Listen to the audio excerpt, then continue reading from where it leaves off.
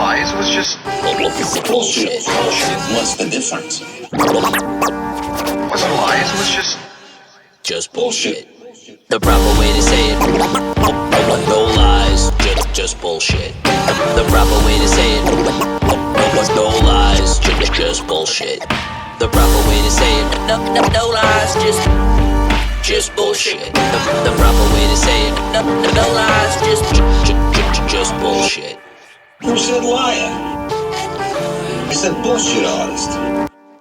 And what's the difference? Because I don't lie. Hello and welcome to No Lies, Just Bullshit. I am your host, Nick Swartz. Thank you so much for tuning in. I'm real excited about this week's episode. But before that, you know me, I got to go over some of the stuff. I got to pay the bills and do all that. First and foremost, AllianceTattooSupply.com. My buddy Jake just was down in Richmond and did a little tour of the new Alliance facility. He said it's absolutely incredible. Those guys treat us really well. They do what's right for tattooers. They are tattooers, and I'm just happy to be affiliated with them. If you go to AllianceTattooSupply.com, you can get everything you need to run your tattoo shop. And what's dope about these guys? Since I've been affiliated with them, which is almost since they started, they're always tightening the screws. They're always trying to make things a little bit better. They're always looking for a better product or a better deal. And that, of course, that passes on to you guys. But they don't, I'm not trying to sound corny like, oh, they're trying to pass the, what I'm trying to tell you is they want to improve for themselves so that they improve for you. And they really do want the best. And I don't understand why you would support anybody else. So go to AllianceTattooSupply.com and pick up, they have table drapes, they have thermofax paper, they have lineage needles, they have cartridges, they have machines, power supplies, you name it, they got it. And they are sourcing it as responsibly as they can, and they are just doing their thing, man. I'm stoked for these guys. They've impressed me since they've gotten in business. They've just improved, and it's hard to find that. And I can't say enough nice things about them. Yeah, that's about. Well, I'll say one more nice thing about them. And they're doing me a tremendous favor. They're going to support the Shenandoah Rose.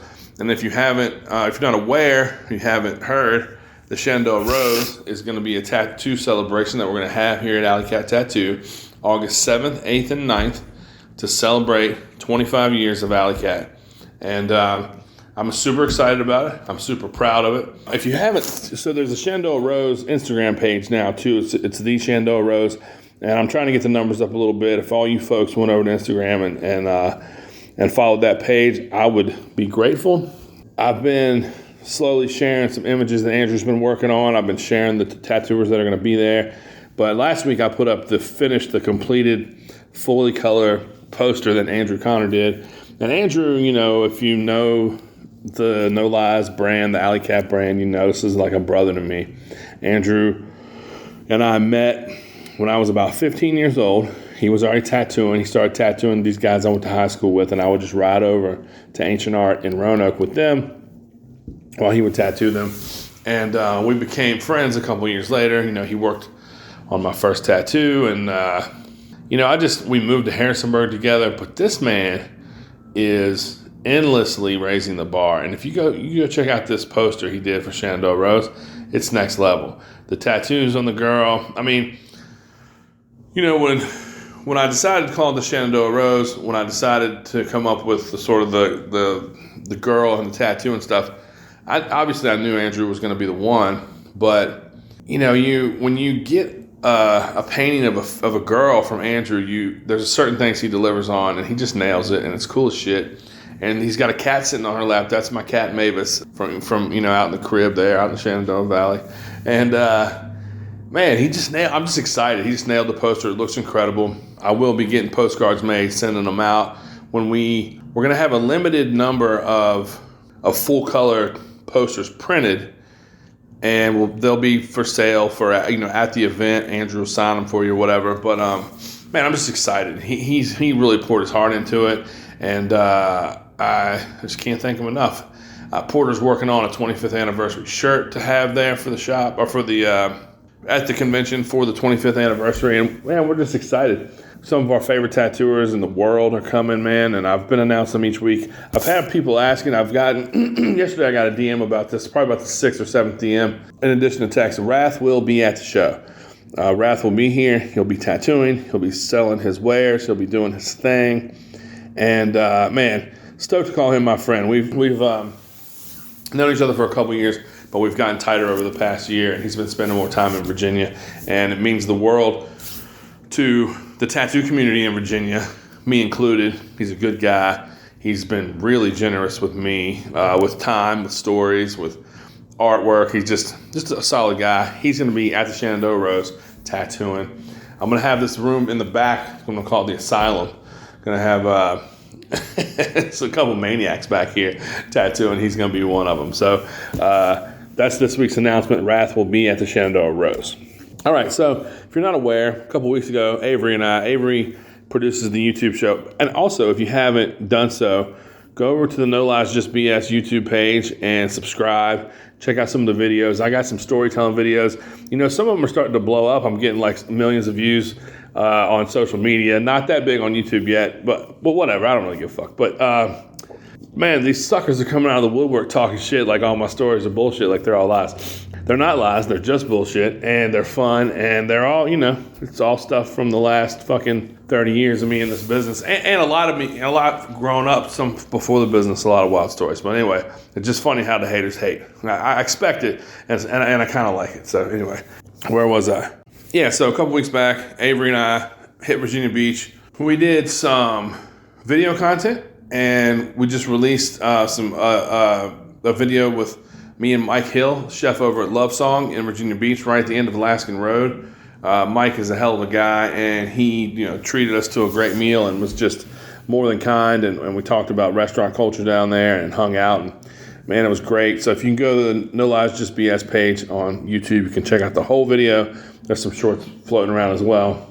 So anyway, we left Harrisonburg, got to Richmond, hit ZZQ, went to Petersburg, went to Tantrum Tattoo to see the legend George Archer, and that video should be coming soon. From there, we drove straight to Virginia Beach, checked in our room, then went up the street, went to Love Song, had an amazing dinner, went to Saltwater Tattoo, recorded a podcast. Next day, got up, did the podcast I released 2 weeks ago with Sam Clayman, and then had lunch, and then did this podcast with Anthony Anderson, Big Ant, Black Anthony. Call him what you want. He's got a lot of names over the years. He's like one of the Wu-Tang. You know, this guy, man, he's been on the front lines of street shop tattooing for 30 years, man. No fucking around. 30 plus years. I learned stuff about him. I'm not going to give any spoilers, but I learned stuff I didn't know. You know, he and I have known each other over the years, and we've talked over the years, but we've never really spent that much time together.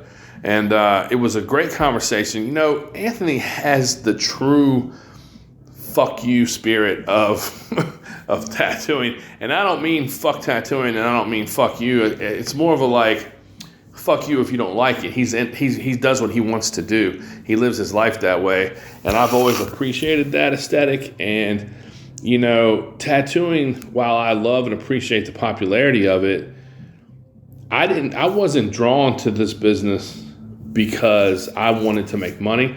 I was drawn to it because I wanted to get tattooed. I didn't know I'd work in this business, and it didn't even cross my mind.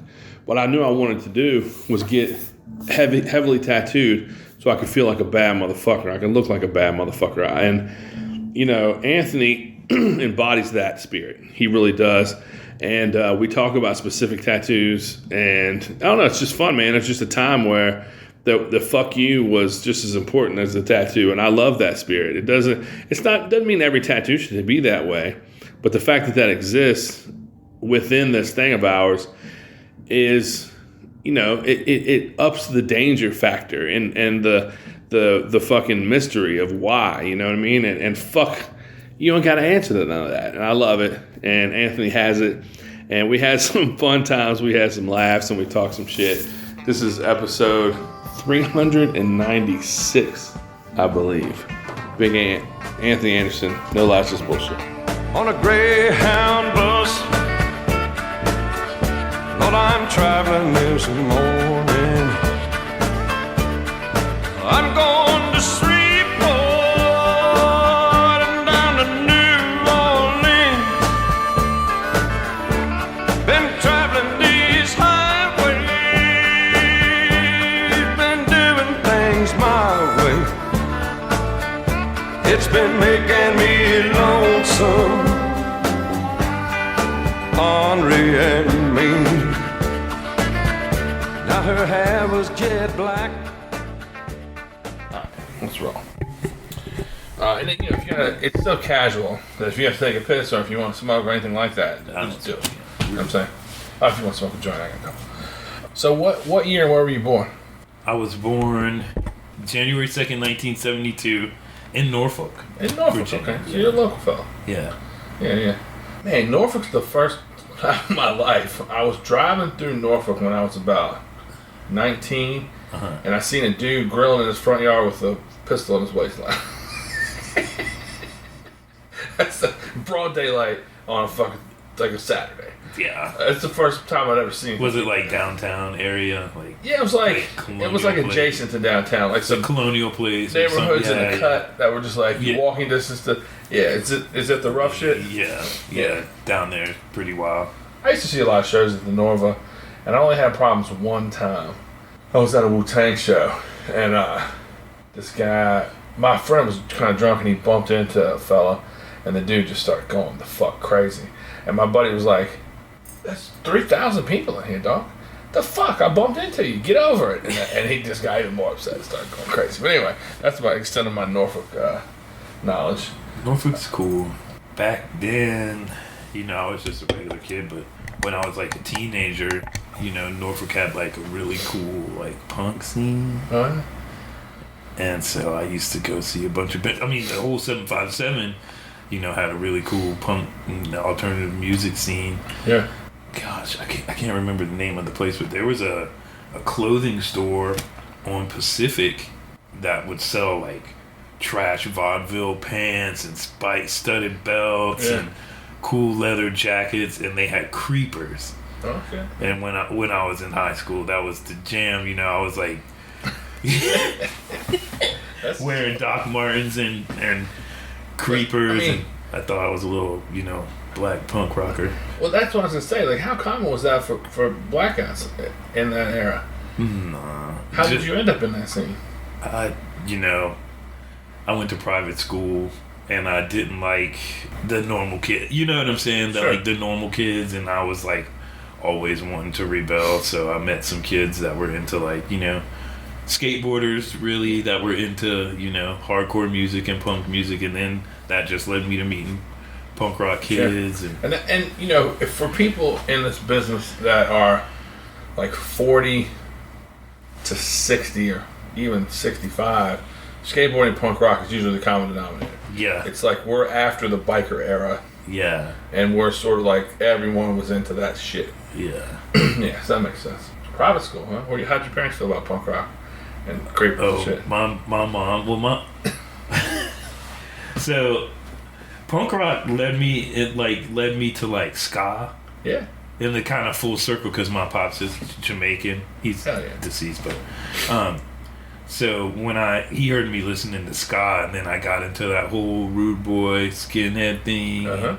I met some sharp skinned kids that were older, but they were Navy kids. Right. And like this was when I was like 11th and 12th grade, and they were sharp skins, and I, you know, that's when I just went ham with it. Went in there. Yeah. See, I grew up in such a little town in the country that to us, skinheads were like who you saw whipping Geraldo's ass on TV. It was all racist. Nazis, yeah. And when I got to Roanoke, there was a strong music scene there, and I would met black skinheads. Yeah. The different world. It just blew my mind. But I was out of high school and you know, almost grown, like almost 20 years old when I saw that scene. Yeah, well, a couple times I used to hang out with this dude. I don't know if you ever met CJ Starkey. He used to do the Salt Lake show with Nate Drew. Oh yeah, I remember. But CJ, I went to high school with him, and Okay. he was older. I didn't know and he was way into skateboarding, way into punk music, you know. Yeah. And we used to have this little club in high school. We used to call ourselves the Psychotic Dressers. Because if we drew on our jean jackets and like, right. And it was because, you know, we had a dress code. We had to wear ties to school. But we, you know, we would dress like, you know, like rude boys, you know, and Yeah. we had the creepers in the docks and little skinny ties and Yep. tight pants and fitted shirt. Suspenders. Yeah. And so It's dope, man. I dig. Well, just not what I expect. yeah. You know what I mean? Which, when I'm just like, that's dope. I had So that clothing store was called The Factory. Okay. 1615 or something, 15 or something, The Factory. And it was on Pacific, and this guy, Al, that owned it, he was like a hair rocker dude. Mm-hmm. And he would wear like the trash vaudeville skin tight pants with the little daggers on them. And, Yeah, dude. And he had a Harley. He was like the Bon Jovi kind of rocker dude, and he had a partner, and it was cool. Yeah, and it takes weird people to give other people the courage to be weird and stuff like that. You know what I mean? Because it's not always that look wasn't your look, but he probably wanted to support a scene that supported you. Yeah. And that's what it takes. Yeah, and actually when that store very first opened, because his parents actually lived in the same neighborhood that my parents lived in, but he was much older. But he was still, I think when I met him, he might have been late 20s, early 30s, and I was like 18. Teenager. Yeah.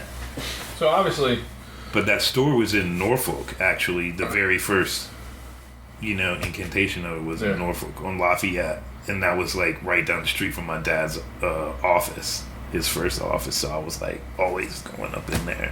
what'd your dad do? He was an OBGYN Oh, okay. out here.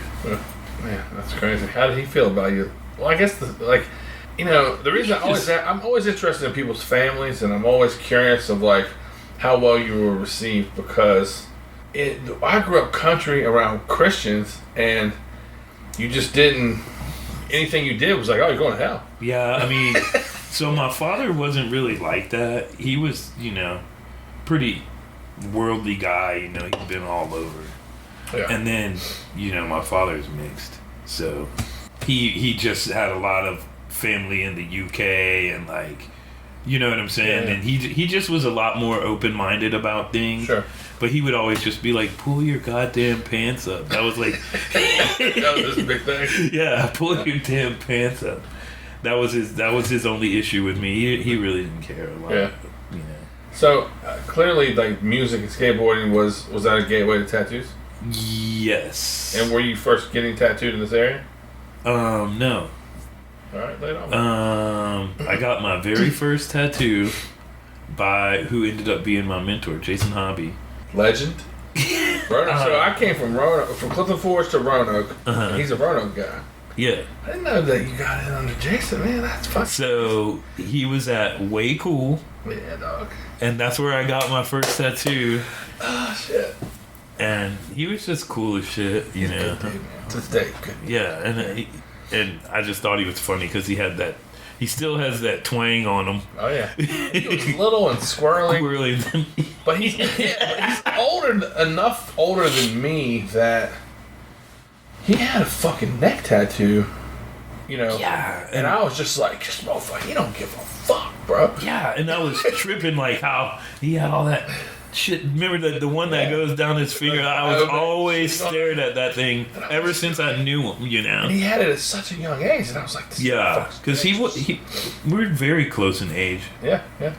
But I was like, and I was just like, how is this guy so fucking black? He's black, and I just like, man, that's so damn cool. yeah. And I got like the stupid, probably was Crow Flash, the little yin yang on fire. Oh yeah. And that was my. Well, actually, that was my second tattoo. All right. I was at Governor's Magnet School at Radford for art. Okay. My senior year of high school, Yeah. and I snuck away into Roanoke with some buddies, and I went to Time Machine, and I got a little, and it was another silly ass tattoo, but it was a little Native American Thunderbird. Yeah. And Danny Fowler actually did that tattoo. That's great. And I was 17. He's like, "You're old enough, right?" I was like, "Yeah." He didn't. I didn't nothing. He didn't. That's the shit, man. And he was cool. But I was sitting in the chair and I got it on my shoulder, and he did that shit where I was so scared, bro. I was like sweating and shaking.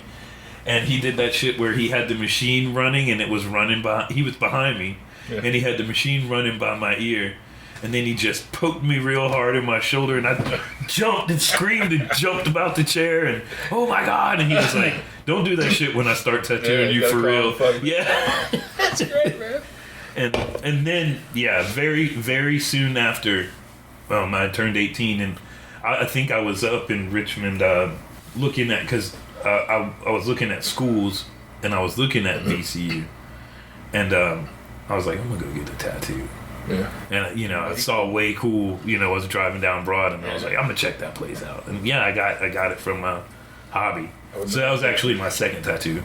That's the shit, man. But I had no clue that it was the Danny Fowler. Oh, sure. And then and it wasn't until I was actually apprenticing. And at that time, this was years later, and I had been hanging out at Red Dragon, and because I had ended up being friends with Jason, Bo, Bo from Mavell, Bo Butler, and he was piercing at that time. Yeah. And they all used to work at Red Dragon, so I would go up in there and hang with them. Jeff Eden. Whatever happened to him anyway? They say he just recently emerged, honestly. I heard he just recently started tattooing again, but he just was working in Richmond for 20 years or something. Yeah. But I heard recently they started He's done a bunch of work on me. He's done a bunch of work on everybody. Yeah. He was one of those guys, too. Well, People were like, oh, shit. Like, they loved his shit. I didn't know him, though. A ton of my friends know him, but I never did. Yeah. But I saw his work a lot. So, so you said Jason was your mentor. Did he get you in the door? So I was hanging out a lot at the Dragon, and then I got to know Billy, and, they told Billy I could draw, and because I was doing a fuck ton of graffiti. Yeah. I was, painting. I used to paint Bus One, and I was just up everywhere in Richmond, and I would try to get up in DC, but I was scared when I went up there because the motherfuckers.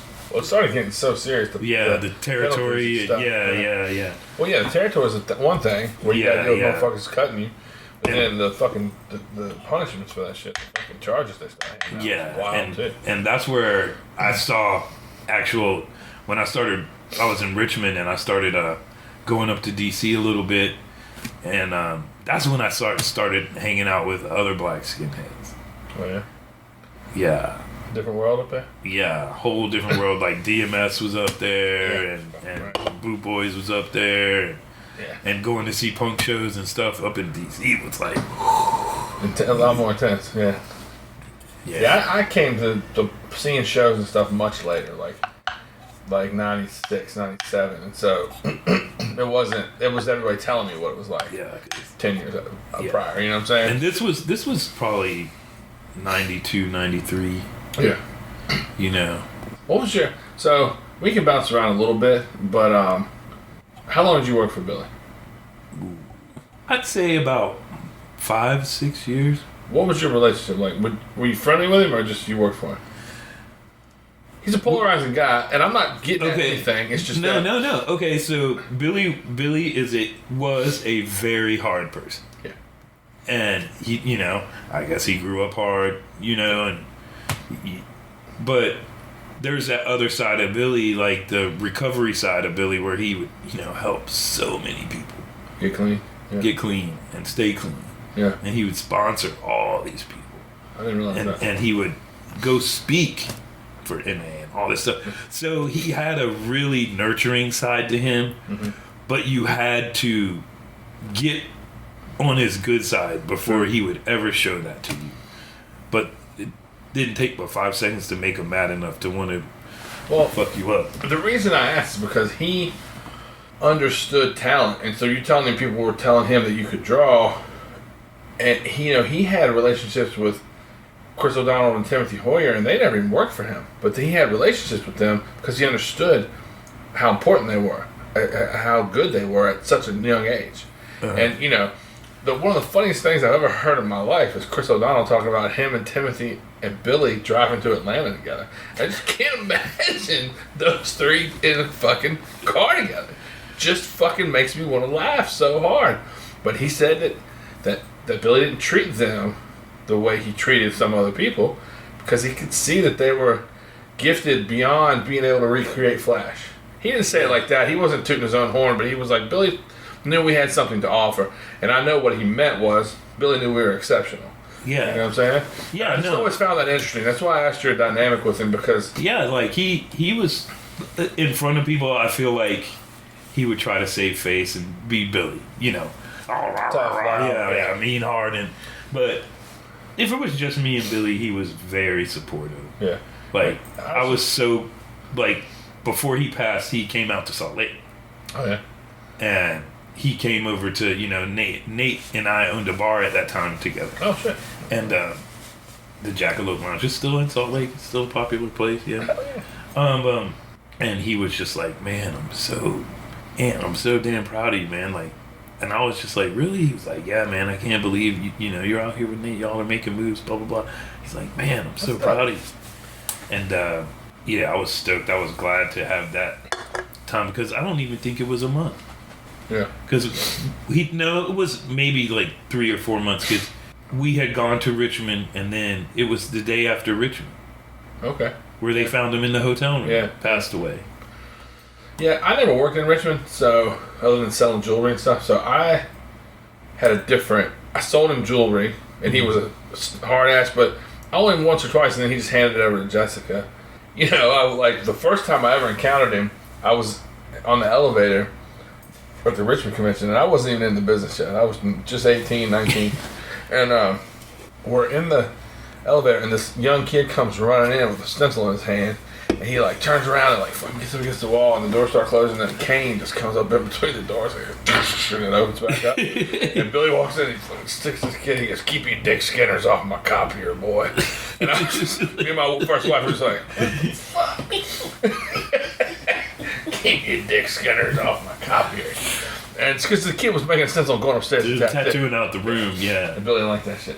And then, oh yeah, a couple years later, once I was in the business, I was hanging out with like biker shop owners and stuff, and they were cool, Billy.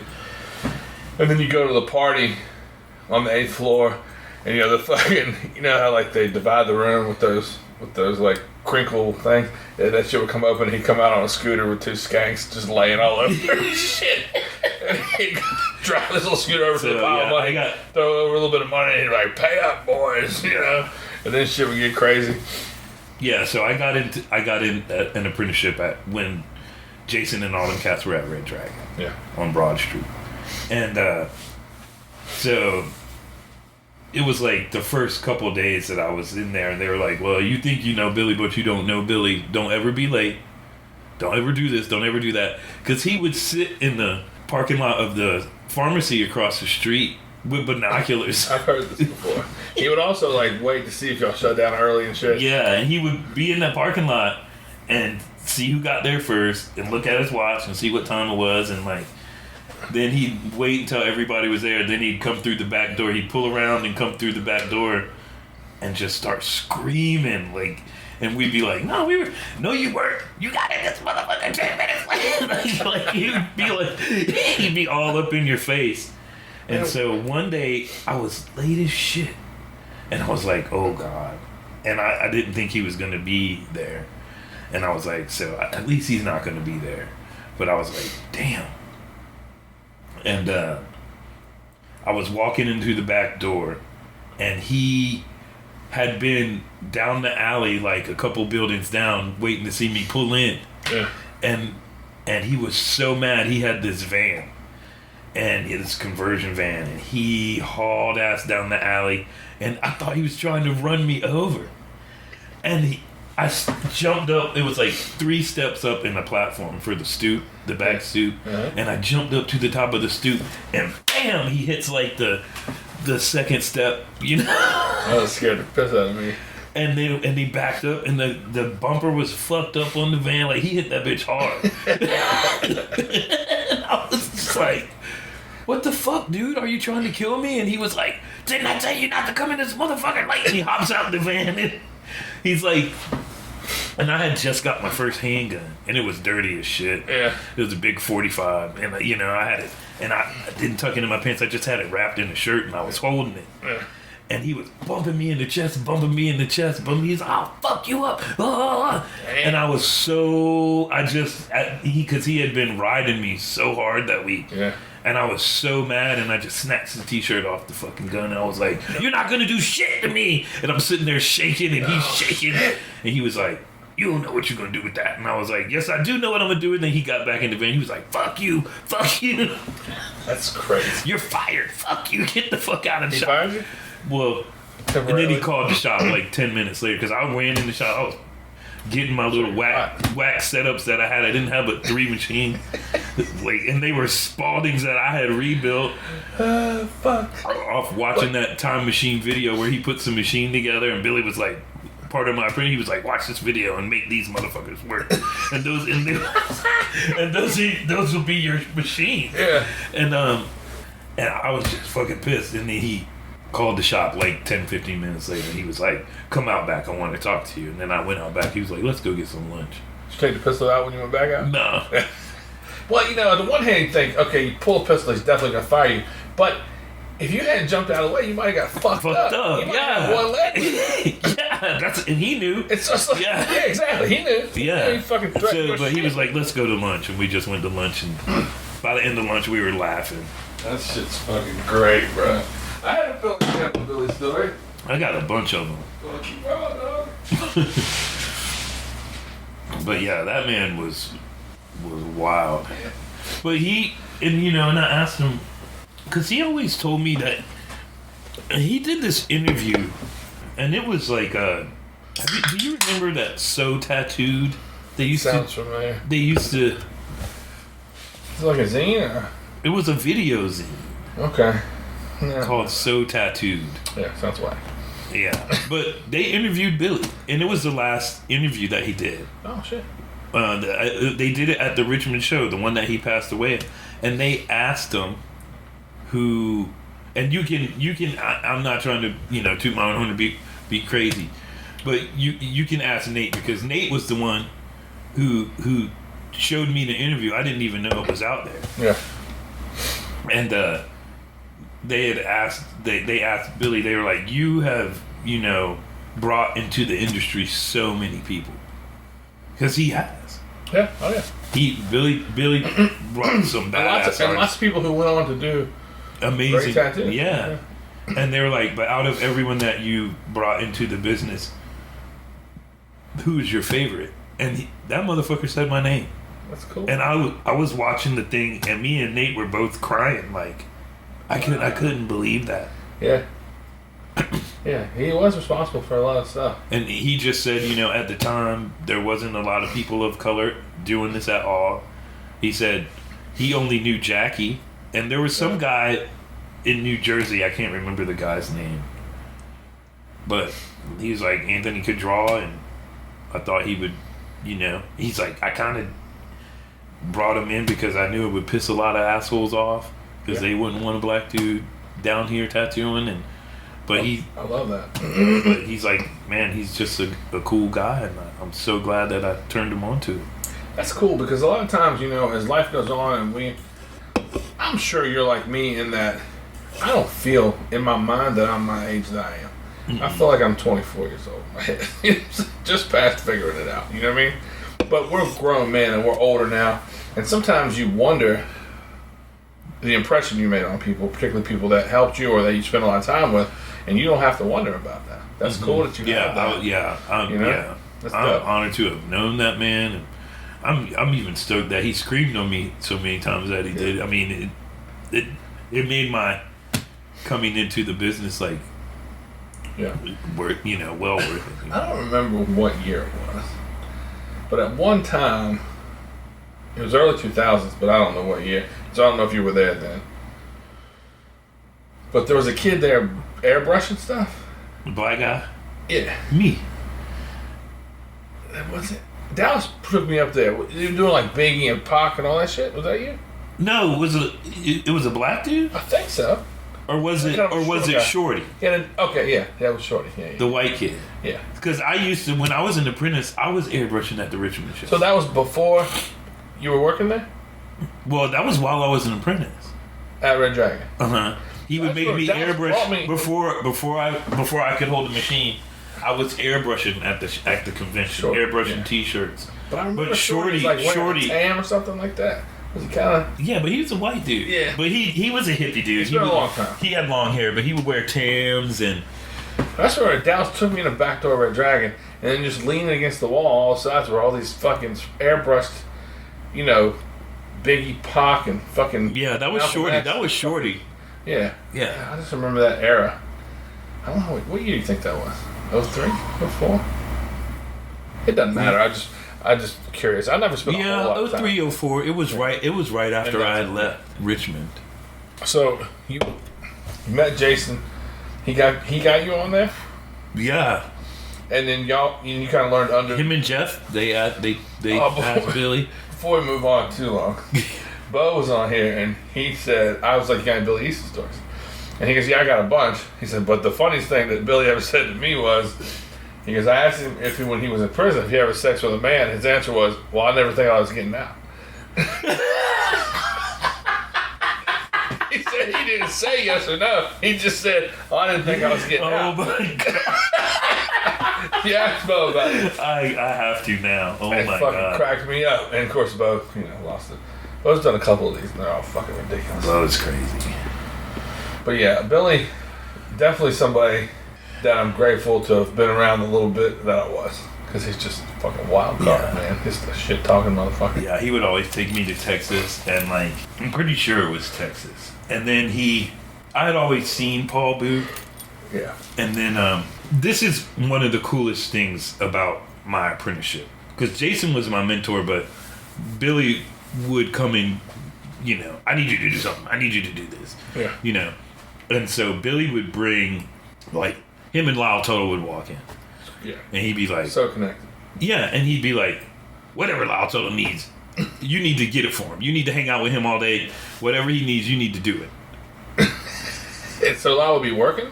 Tattooing there? Or No, he would be kicking it, but it would be before the show or something, a couple days before the show. And I'm not going to say it on here, but Lyle Tuttle would be like, I need you to find me. And I needed this. And I'm like, God, this is like a legendary tattooer. And that's legendary scenarios. Right? Yeah. And he's like, want some? I'm like, yeah. I heard Lyle had a handful of different appetites. Yeah. But, crazy. But, or Eddie would come around and he'd be like, you need to carry 2 backup screwdrivers for Eddie. As soon as he finishes his drinks, you hand him the other one, go get other ones, and walk around with him with the... endless. If Eddie was ever in Richmond, I was steady bringing him drinks. Man, I was at Richmond one time, and it wasn't you, I don't think. I think it was a woman. It wasn't his wife, though. It wasn't Penny. Had a tray of screwdrivers, and like 12 of them.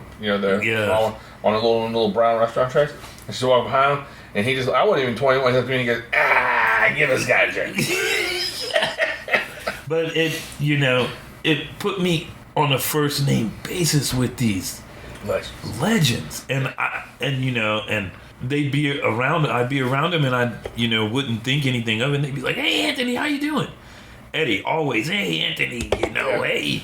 And the last time I seen Eddie before he, passed on, he was like, we were sitting in the lobby of Absolute when it was still on Grace. Grace, yeah. And he was like, Anthony, I haven't seen you in a while. How you doing? And I was like, hey, I'm good, man. And he was like, man, don't ever get old, buddy. He's like, party hard and just die young while you're happy. So that was for a pre-party to convention, right? Yes. Yeah, I cooked at those parties. I cooked for Eddie that day, probably. Yeah. I definitely cooked at those parties. Yeah, I think that might have been the first time I actually seen you at that party. And I remember at that particular party, too, there was some kid that had the cross with the 3. Yeah. A little shit popped off. Yeah, Jordan Moore from Inksmith. Yeah, he had it on his face. On his face, and then these... And then a West Coast guy. Yeah, it was like a bunch of West Coast guys. Yeah, and it was inside of the shop. Yeah, and shit popped off. Bruno didn't let shit happen. Yeah, Bruno didn't let Bruno and yeah. Jeff Cribb just was like, this ain't Los Angeles, motherfucker. Yeah. You know, Bruno. I remember the beef. Oh, I just remember the tension. Like, yeah. It was a fun, loud party. Because they were like, you don't play like that. Like, yeah, I just remember them going, you don't play like that. That's not funny. You don't play like that. Yeah. I remember that shit. And like I said, I was like close to the back door, and I had been coming in and out, and I was getting cleaning supplies. I was standing in a booth right across from the dude. What's the dude's name that you said had the tattoo? Jordan. I was standing right across from him. He was leaning up against that drawing table. Yeah, and he's a little guy, and he wasn't asking. Yeah, he's trouble. little, but them dudes were angry. They were pissed. Yeah. But I don't know what the fuck made them think they could come in that. I mean, there was a lot of homies in there that night. Mm-hmm. A lot of Richmond cats and a lot of friends, you know. Yeah, and everybody in Richmond knew how to fight. Yeah. Even Jason's little skinny ass knew how to fight. Well, you know, everybody. I mean, that's all we used to do was fight in Richmond. And it was also a lot about just banding together and standing up for one another. It was the fearlessness was about camaraderie. It was about sticking to your homies and you're standing up for each other together. But yeah, I remember that shit. That shit was fucking. It sucked really because. Yeah, that was weird. That was weird. It got weird after that. Yeah. Those dudes left and the party came back, but probably 25 people left in addition to them, and it just was thinned out after that. But, Yep. Yeah, I hadn't thought about that in a while. Yeah, that was that same night. Yeah. And I was like, Stan was there too with Eddie. Stan Moskowitz, and he was there with Eddie. Yep. Just like, I can't believe I'm handing these motherfuckers a chicken leg. You know what I'm saying? Yep. Yeah, that's the shit. Alright, so by that point, were you just visiting Richmond from Salt Lake? How did you end up, when you left Richmond, when you left Red Dragon, where did you go? To Salt Lake, to Lost Stars. Yeah. Work for Nate. Did you link up with him at Richmond? Was he there getting a booth, or how'd you guys become friends? Well, Nate used to work for Billy. See, I don't know Nate that well. I know him a little bit, but not that well. But he's a Salt Lake guy, and he ended up here? No, he's a Richmond guy? He's a Virginia guy. I didn't know that. Oh, maybe he's from Nova. Okay. But then he was in Richmond. The last time I talked to him, he said he had, maybe his girl had people in Charlottesville. It's not too far from me. Yeah, anyway, I believe so. I don't know. I believe so. So he decided to go out there. It's so crazy you met Dallas in Salt Lake, too. Mm-hmm. Yeah. Yeah, he was hanging out with the boys at the Big Deluxe. The Big Deluxe. All the rockabilly dudes. Yeah. And Dallas had crazy tattoos back then. Mm-hmm. For like, you had that Matt Rink sleeve that was super colorful, and crazy Molotov cocktail, the big match. Yeah, he was one of those dudes. Like, there used to be this guy from the beach who was, God, I can't his name. I'm getting old, bro. But he used to get tattooed by Pachenko. Okay. And he had just sick work. And he also had work from Camford. Okay. When Camford was out here tattooing out the house. Yeah, he was a great tattooer. And Camford tattooed me in Way Cool too. And that's how I met him. Because I was still in college and I was walking through Schaefer Court at VCU and there's this big awkward dude skating. Yeah, everybody used to skate the curb in Schaefer Court, and he was like, "Hey, you got some tattoos?" That I had, just a few, but black dudes weren't getting, had one or two, or they were like super hood tattoos, but I had some cool tattoos, and he was like, "Hey, you from around here?" And I was like, "Well, I live here, go to school here." He was like, "I'm Jason," and he was like, "I'm tattooing over at Way Cool for a couple days." Guy, I guess he was down from Nova or something. Uh-huh. And I was like, "Yeah, cool, I'll come by." And he started tattooing me. So, and we became really good friends. I don't know, but I knew his work. Yeah. Yeah. He gave me my most infamous tattoo in like '93. The rebel. I've seen it, and that's one of the things that Dallas used to say about you. He'd be like, "Oh, that's Black Anthony. He don't give a fuck." I'd be like, I did it for a long time. Like, I still kind of don't. Why do you say that? And he was just like, he got a rebel flag on his arm. And I was like, why? He goes, he don't give a fuck. And of course, that's probably not your answer as to why. No. But I was debating whether I was going to ask you about it, so now you brought it up. Lay it on me. I mean, I don't know if you ever noticed the shape of the tattoo. Nah. I don't pay that much attention.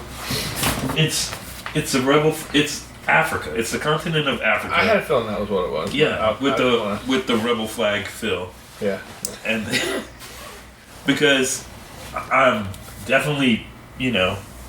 pro-black, but I'm a Southerner. It's on your motherfucking forearm too, though. Yeah. On the outside. Yeah. Like, do you ever catch heat All the time. from black folks or anybody? Well, God, it's been like within the past decade. Like, I thought, when you said you're definitely a Southerner, sorry for cutting you off, I thought to myself, he got it for Virginia or for the South. Yeah.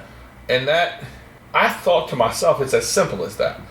Other people might make it more complex than that, but I didn't think you were trying to make a statement other than, I'm black and Southern. Mm-hmm. The dual, you know what I'm saying? But anyway, you go ahead. I don't want to speak that's for you. none. Yeah. I mean, you hit the nail on the head. Yeah. But it's an outrageous way to say it, and and and Jason Camford and I were just sitting around one day, and he was actually visiting Richmond because he had moved away at that point, and he was back in town just doing a couple tattoos, and I was like, let me go catch up with him. He was tattooing at our friend Mary's house. I'm doing a couple appointments over there, and I was like, let me just go catch up with him. And then we were talking, and I was like, man, I got this spot, because I had up here done, and and I was like, I want an outrageous tattoo on my forearm, bro. And I wanted to say, something about me, but as outspoken as I am, I wanted to match my energy. And we were sitting there, and then I was like, I know. And in the moment, really, is when you decided? Yeah, I was like, I know. And I was like, let's do Africa, but with the rebel flag fill in. I bet he didn't hesitate either. And he was like, no, he hesitated. Really? He fucking hesitated hard as a bitch. But a lot of people in our business are like, fuck everybody, fuck everything. Yeah. And they'd be like, yes, that's right. But we were talking about Jason Camford, and if you had ever, I wish you had ever had a chance to meet him. Deep thinker. And he was like, I get it, but man, are you sure? And I was just like, fuck yeah, I'm sure. And then I had a moment of like, oh shit, what am I doing? But it was after he had already done the outline and was shading and stuff, and I was just you gotta have that moment in your head, but sometimes you don't always tell it. You don't always let it. I was just like, fuck it. And I have even more outrageous tattoos than this, but that's the one that's visible. Yeah. I don't know what else you have, but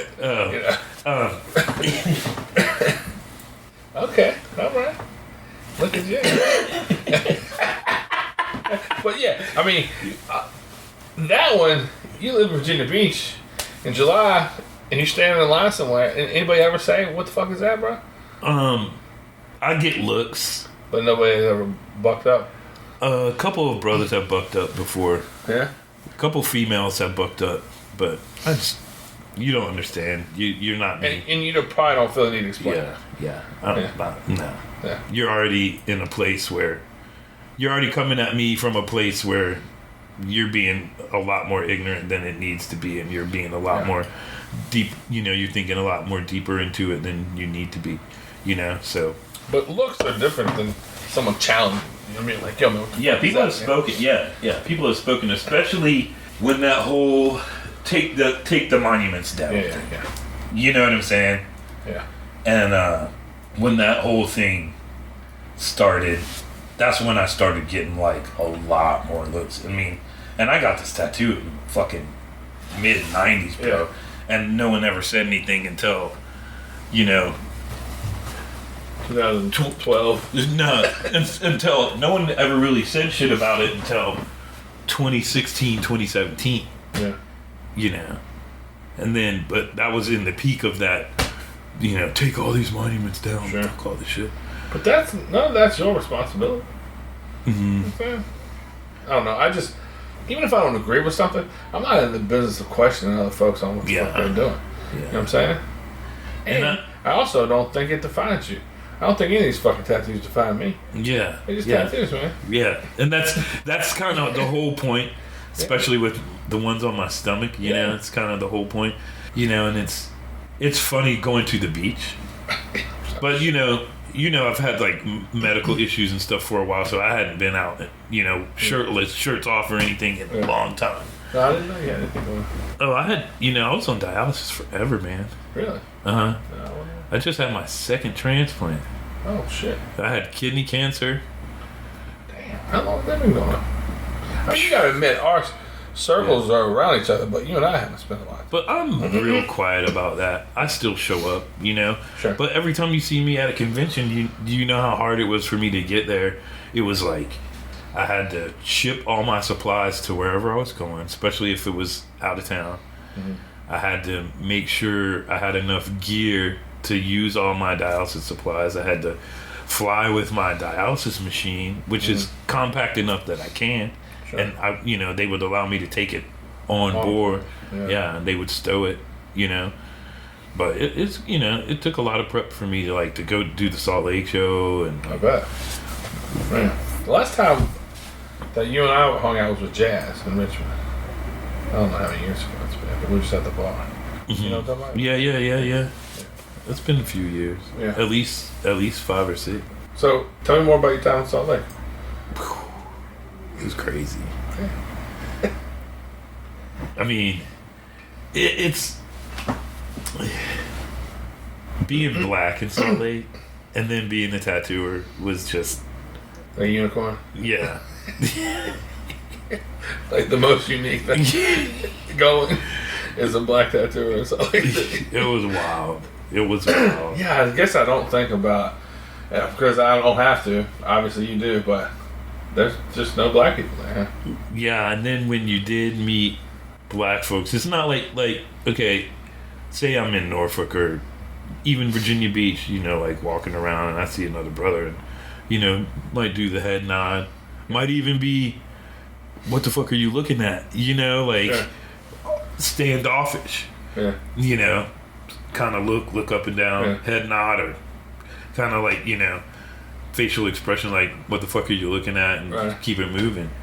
But in Salt Lake, when I moved out there, it was in 2001, and it was like you could be walking down the street and it was like you instantly got black radar. It's like motherfucker could be 3 blocks away and you're standing on the corner waving the motherfucker down, jumping up and down, waving them. Motherfuckers will cross a busy ass street to shake your hand and be like, "What's up, brother? What's going on? What's your name?" And and you make fucking friends, bro. I'm not even in 2001 in Salt Lake City. You see another brother, that's your new fucking best friend. Yeah, I bet. I didn't think of it that way. It's Denver's pretty white too. The same thing there, right? My brothers there. Yeah, so I made some killer fucking black friend. Yeah, my pussy too, didn't you? Let's just be real. You know what I'm saying? Yeah, it was alright. It was alright. But was it challenging to be a black man there? Or was it just you're so aware of it? You got stared at, and then this one thing, I feel like you're back in time. People dropping M-bombs out here is different. Because people kind of know what's going to happen if you drop an M-bomb on a brother out here. Yeah. In Salt Lake, they're just like, Bill. Every time they get drunk and it's more than one of them, Bill, what are you doing here? Bill, what are you doing here? Who are you? Bill, even in my own bar. I mean, I get it. I understand it when you say it. But it's still impactful in that it shouldn't make so much sense that people do that. But when you say it, I'm like, yeah, I guess they fucking because they never really felt there's no threat to them. Yeah. It's not like you got your homies around the corner. Yeah, but then I took, motherfuckers from Salt Lake, I took them back to the east, because we would always, Nate and I would always come back for Richmond. And then, so we take new people every time. And then one time we landed in Baltimore and drove down to Richmond because that was just the more affordable plan. And then we had our rental car, And my homie Luis, we were in Baltimore going to the baggage claim, and he's just like, shoulder to shoulder with me the whole time and like almost knocking me off balance the whole time we're walking through BWI, and I'm like, bro, what the fuck is wrong with you? And he's like, I'm not trying to be funny, man, but there's so many fucking black people here. I've never seen this many black people in one building And what was in my entire his name was Maurice? Luis. Oh, Louise. I was like, Maurice? This is a brother? No, a Latino cat. Yeah, he was like, Really? I've never seen this many black people. And him being Latino, he's obviously got to be a minority in Salt Lake, too. Yeah, That's crazy. yeah, he was from Salt Lake. I have 15 mixed cousins, and although I grew up in the country, like, it was about poor. It wasn't about color. It was like everybody that was poor was at the same level, and it was all about who had money and who didn't. So, you know, all my friends were black, and everywhere there was black folks everywhere in that little town. Yeah, you know but what I mean? until like, you know, that LDS deal, you know, they were like, they didn't even accept black folks like until what, the 80s? I still don't. Some fuck places, I'm sure. You know, Yeah. but in that religion, they, Yeah. you know, I don't know the exact story, but it was like something about That's a wacky. black religion. people were turned black from shame. Yeah. Fuck. I don't know. Says you, motherfucker. You know what I'm saying? yeah. Says you, goddamn. So it was weird. It was weird, but you know, The whole religion's wacky as fuck too. But tattoos thrive there, right? yes, out west. Yeah. Oh my God, it's a different animal. The tattooing is a And different the fucking best tattooers animal. alive for the last 15 years have been like the Salt Lake show is the best show. Love You know what I'm it. saying? Absolutely love it. It's crazy. It's fucking killer, dude. Yeah, man. The that's people fucking- that you meet and Yeah. work with next to in Salt Lake is. Oof. Right. I met JoJo Ackerman, I love that dude. but I met him So talented. before through Mike Pikeman. Okay. And you know, when I moved out west, one of my friends that I met, and Chris Whitty goes by Doughboy. I know the name here. I met Doughboy when I moved out west, and whew, but through him I met a bunch of California cats, JoJo and all them cats. Yeah. JoJo's a bad motherfucker. He is a Tattoo. bad Ass off, motherfucker. right. Yeah, I love that dude. He's so cool. I love seeing him. He's done no lives before. Yeah, he's me. Go smoke a joint, son? Sure. Little break? Yeah. No, I'm a. We can take it out. Yeah. So what you say you were gonna talk about? A little bit more about out west. Oh, out west. Yeah. So I met Doughboy and Duel. Okay. And Jason Essery goes by Hassan. I don't know. Yeah, murderers, straight killers. Crazy. Yeah. Tattooers, all tattooers. Yeah. Yeah. Duel, he's just a cool ass motherfucker, like 6 something. He's down in Atlanta now, but when I met Duel, he had big dreads and, you know, he was just blued up and like out in LA tattooing. And they used to, I can't remember, I think it was Ink Keepers, Ink something, and right in LA. And Duel and Haas were tattooing at this place down there. And they had the shop owner mopping the floors at the end of the night. Damn. And I went and Doughboy took me in there. You're like, that's not how Billy used to say it. No, yeah, and I'm like coming up like around Billy, yeah, and Yeah. then like I had never seen just 2 motherfuckers in there all thugged out letting the fucking shop owner clean the shop at the end of the night on a Saturday. I guess everybody knows their role. I guess who knows? Yeah, That's just how it goes. but Duel, Did you tattoo in Los Angeles or in California? But how long was Salt Lake close? yeah. I don't really know. I mean, yeah, it's a decent drive, but just being if you're a decent tattooer in Salt Lake or you have a rep, you know, you will meet West Coast people. Yeah. Brad Mariachi, Great tattooer. I met him out west. Yeah. I love his shit. We've talked about him on so Shop cool. Talk before. So just mellow and just such a Yeah. Groovy dude. Hell yeah, man. I love that motherfucker. How long were you? A lot of respect for that guy. The reason why he comes to mind is because I saw this flat sheet of pinups that he did that's still hanging in Lost Art when I was out there just recently. Yeah, he's a crusher, bro. Yeah. We've definitely talked about him on Shop Talk, no question. Yeah, he was cool to work with. So you dig that stuff? You've been seeing some of the videos I put up? That's fun, man. Yeah. I like them. I think it's funny when you tell stories. Yeah, I got some good fucking stories. That's what we're here for, though. Yeah. I'm glad you're here. So, with all those people that I met, and then Duel was talking about Europe. Everybody was talking about their time overseas in Europe and what they had done, and tattooing over there, and Running Bear had moved over there. Okay, yeah. I know that name as well. I don't know him, but I know him.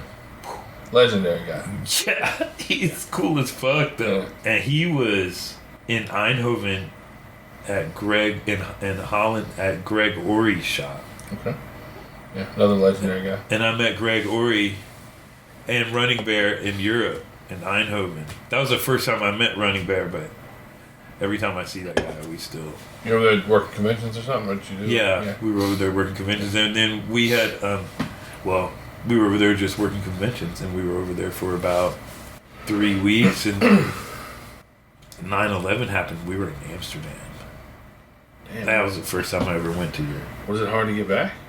We had to wait like almost 8 days. 8 days? They opened the border on the 8th day, but we had to go. We had gone to Wiesel, Germany, to do this show that we had just picked up. Yeah. Just because we're like, that's happening, we should do that instead of just sit here and spend money. Yeah. You know what I'm saying? So we caught rides all the way to Wiesel and did that show. And that town was small. No one spoke English. Busy show? It was killer. Yeah. Yeah. 3 years ago, I went to Aachen and did a live podcast on stage in front of a crowd with Hanky Panky. It was different. Hank didn't really know what the fuck I was doing. Yeah. He was like, so what is this? Dude, I don't know what I could say on here. What do you mean? You can say anything you want. I don't want to talk shit, but I don't talk shit. That's not true. No lies, just bullshit, right? We went to... Tell whatever story you want. We went to... I'm not going to let you say anything that will get either of us in trouble. Okay. I'll put it that way. We went to Amsterdam to try to catch a Running Bear because he was working at Hank. Yeah. And then we went there and they were like, no, he's gone. And it was all Hell's Angels. It was a Hell's Angels t-shirt shop. Okay, yeah. I've actually heard of that place. But it was Hanky Panky's Tattoo in Amsterdam. Yeah. It was a Hell's Angels t-shirt shop. Yeah. So the legend has it. So I don't want to speak out of turn and act like I know. It's all alleged, everything. It's just stories. These are just stories. That Hank had messed with some Hell's Angels old lady and they ran off. Okay. And supposedly that's common knowledge. Or supposedly that's common knowledge. Yeah. But so he wasn't there, and there was just it was the Hell's Angels t-shirt shop. They just took it over. Yeah. So Running Bear wasn't there, and nobody, Yeah. But Running Bear went to Eindhoven, to be with Greg Ory, and that was insane going into Greg Ory's shop. Back then, this was like early 2000s, and his shop, like, you walk in, waiting area immediately to your right. Right in front of you is like a horseshoe-shaped bar, like a L-shaped bar. Yeah. And it's like, the girl's like, welcome in, coffee, tea, and there's like, if you want to smoke, we can help you with that. That's a tattoo shop. Yeah. That's tremendous. People were and it was like a bar on this side, big open room. What they call a coffee shop, which is a place where you drink tea and smoke reefer. Yeah, smoke spliffs. Mostly hash with tobacco or something like that. Yeah. And they're serving coffees and people are just in there smoking and people are waiting over here to get tattooed, and he had this super cool like gate, like a half gate, but it was almost like a short metal gate, and then it had like corners, but it was kind of cool. It was cool looking. It was really clean looking. Yeah, yeah. You know what I'm saying? Yeah. And everybody was tattooing behind that That's gate. dope. It was cool as shit. It was just like the ultimate, like what your ultimate dream shop would be like. Yeah. Fuck yeah. You know what I'm saying? You can wait over here, you can wait over here. Yeah. But you know as well as I do, from this side of the business, or your side of the business, somebody gets wicked stoned and you start tattooing them, they could easily get in their heads and freak out or get lightheaded. But that whole vibe is But different. the culture there is... Yeah, the culture there is different. I can only imagine it being, you know, more elevated in that sense now. Yeah. You know? So when you were there for 8 days, during or after 9/11, did you just spend most of your time just in coffee shops, kicking it, and just... No, we spent most of our time in our room. That shit wasn't cool. That shit was not cool. It was not cool to be an American. And during 9/11, we didn't do it. But if you weren't in America, Right. you know what I'm saying? People would be like, that's because your government is da da da da. And they would just say it. And they're like, you can't even go home. You know? Damn. So you encountered... Not everybody, but... Sure, but one is enough. God damn. Yeah. One person says that to you and you're like, yeah, fuck that. So we didn't do it. Or Yeah. they say we did do it. I don't know. Legend has it. You and conspiracies. Legend has it. Yeah. You know what I'm saying? They say a lot of shit out there. Fuck. Yeah. And it was me. You just laid low for... It was me, Nate, Drew, Keith Darms, and we had Joe Kim with us. Uh-huh. And who else? This cat, Roger Sod, that used to run Lost Art for Nate Okay. back in the day. When it was the original Lost Art in Salt Lake was cool as fuck. It was cool as fuck. Yeah. Yeah, it was like this. I guess it was a jewelry store, an old jewelry store. Yeah. So we still had the huge, like Vault? no, yeah, and the vault, but we still had the huge, like showroom area. So he was having like our openings there in like Sure. early like 2000. Mm-hmm. You know what I'm saying? And then the shop was in the back. Yeah. My new joint's big. Yeah. You been to George Archer's shop, Petersburg? Tantrum. It used to be the biggest shop, I guess, in Virginia. Really? Mine's bigger now. My new joint out. You know, we were on the corner in Harrisonburg. George told me mine was bigger. His daughter goes to JMU. We're on a corner in a 1,800 square foot place for 23 years. And then I bought a building a quarter mile up on the same side of the street and moved up there. It's 4,500 square feet. It's a big motherfucker. But so yeah, we can do art shows, and we've had some people play music there and shit. It's gonna be dope for the Shenandoah Rose, the convention. Yeah, I'm hoping a lot of tattooers and should come out, man. Yeah, I was a newbie at Red Dragon with George. Yeah, he's a great guy. But he used to work on Hall Street. Yeah. They used to have to deal with Billy like all day long. Man, so did you work with Josh too? But only if I worked on. Not in the same shop usually, but both under Red Dragon. Yeah. Yeah. George and Josh both do incredible impersonations of Billy. Dude, It sounds just fucking like. probably the best. And George has some Billy. George's is amazing. And when Brian Bruno started working at Absolute Art, within a couple months he got Josh to leave his his answering machine message as Billy. And he kept it as that for fucking a decade or more. And it was hilarious. Like, you call Brian Bruno and you would hear Josh Brown impersonating Billy going, "This is Brian." Yeah. It's fucking hilarious. But George does a great fucking Billy. Oh my god, dude. Yeah. They had tremendous Billy stories. So were you around Frank Mills? Yes. Talk about that a little bit. I don't know. He was hard. I fucked with Frank though. I mean, he was a smart guy. And he was aware of how smart he was, and he was so that with that comes some arrogance sometimes. But I mean, I like him. I never worked with him though. All these people, like, you know, when I'm in this town and I visit 4 or 5 shops, and then a couple of my friends end up telling me like some of the politics of it, I'm just so fortunate in so many situations to be naive of those things that I like it that way. So, you know, if, you know, somebody were to say something about Billy and them, or anybody in the Richmond tattoo scene at the time, I can only speak on who I knew, and it was always the Absolute Art guys. Like, from hobby on, like, I knew all those dudes, and all my eggs were in that basket. When I would hang out, I'd hang out at Absolute Art. When I'd go out, I'd go with Absolute Art guys. Yeah. And so, but yeah, they have some great fucking Billy stories, and they loved Frank. Yeah. Frank was, he was just Frank. Yeah. He was wild. He was real hard on me when I was an apprentice first starting. Just on some. He was just Frank. Yeah. Just you were new and he was old, and so that was enough. Yeah. Break balls. Yeah. He was cool though. I fuck with him. So he was pretty old, and maybe like, fuck man, it had to have been 6 years ago. I think he was left-handed too. Was he left-handed? That's a good question. George would know. Billy would know. I mean, Josh would know. Dave Boysen was going to see him on a regular basis. And he lived in the upstairs of this house in Richmond by himself, and he was on oxygen. He wasn't in the greatest shape.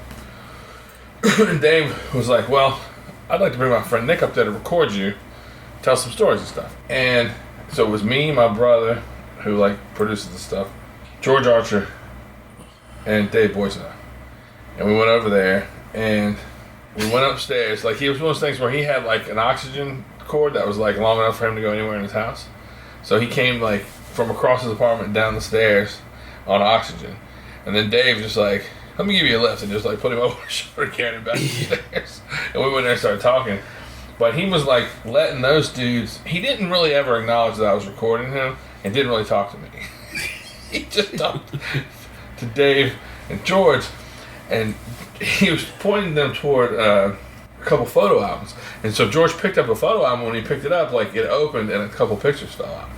And Frank goes, Archer, you'd fuck up a cup of coffee. It's fucking hilarious. That's, he was, that's how he was. Yeah, it was great. That's wild. This is a very not PC moment, but I thought it was funny immediately, but I had to save face with him. Sure. And I just kind of like looked at him and rolled my... So he was clowning one day, and he had this picture. It's going to be good. And it was like a 70s picture of all these people standing on the corner under a movie marquee that said Planet of the Apes.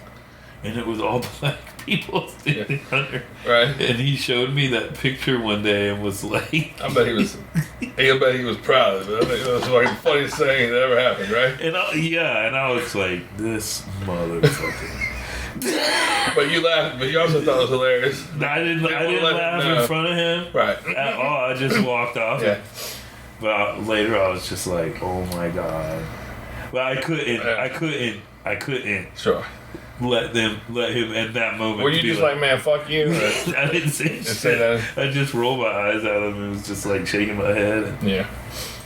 Well, you were talking about flags earlier and monuments and stuff.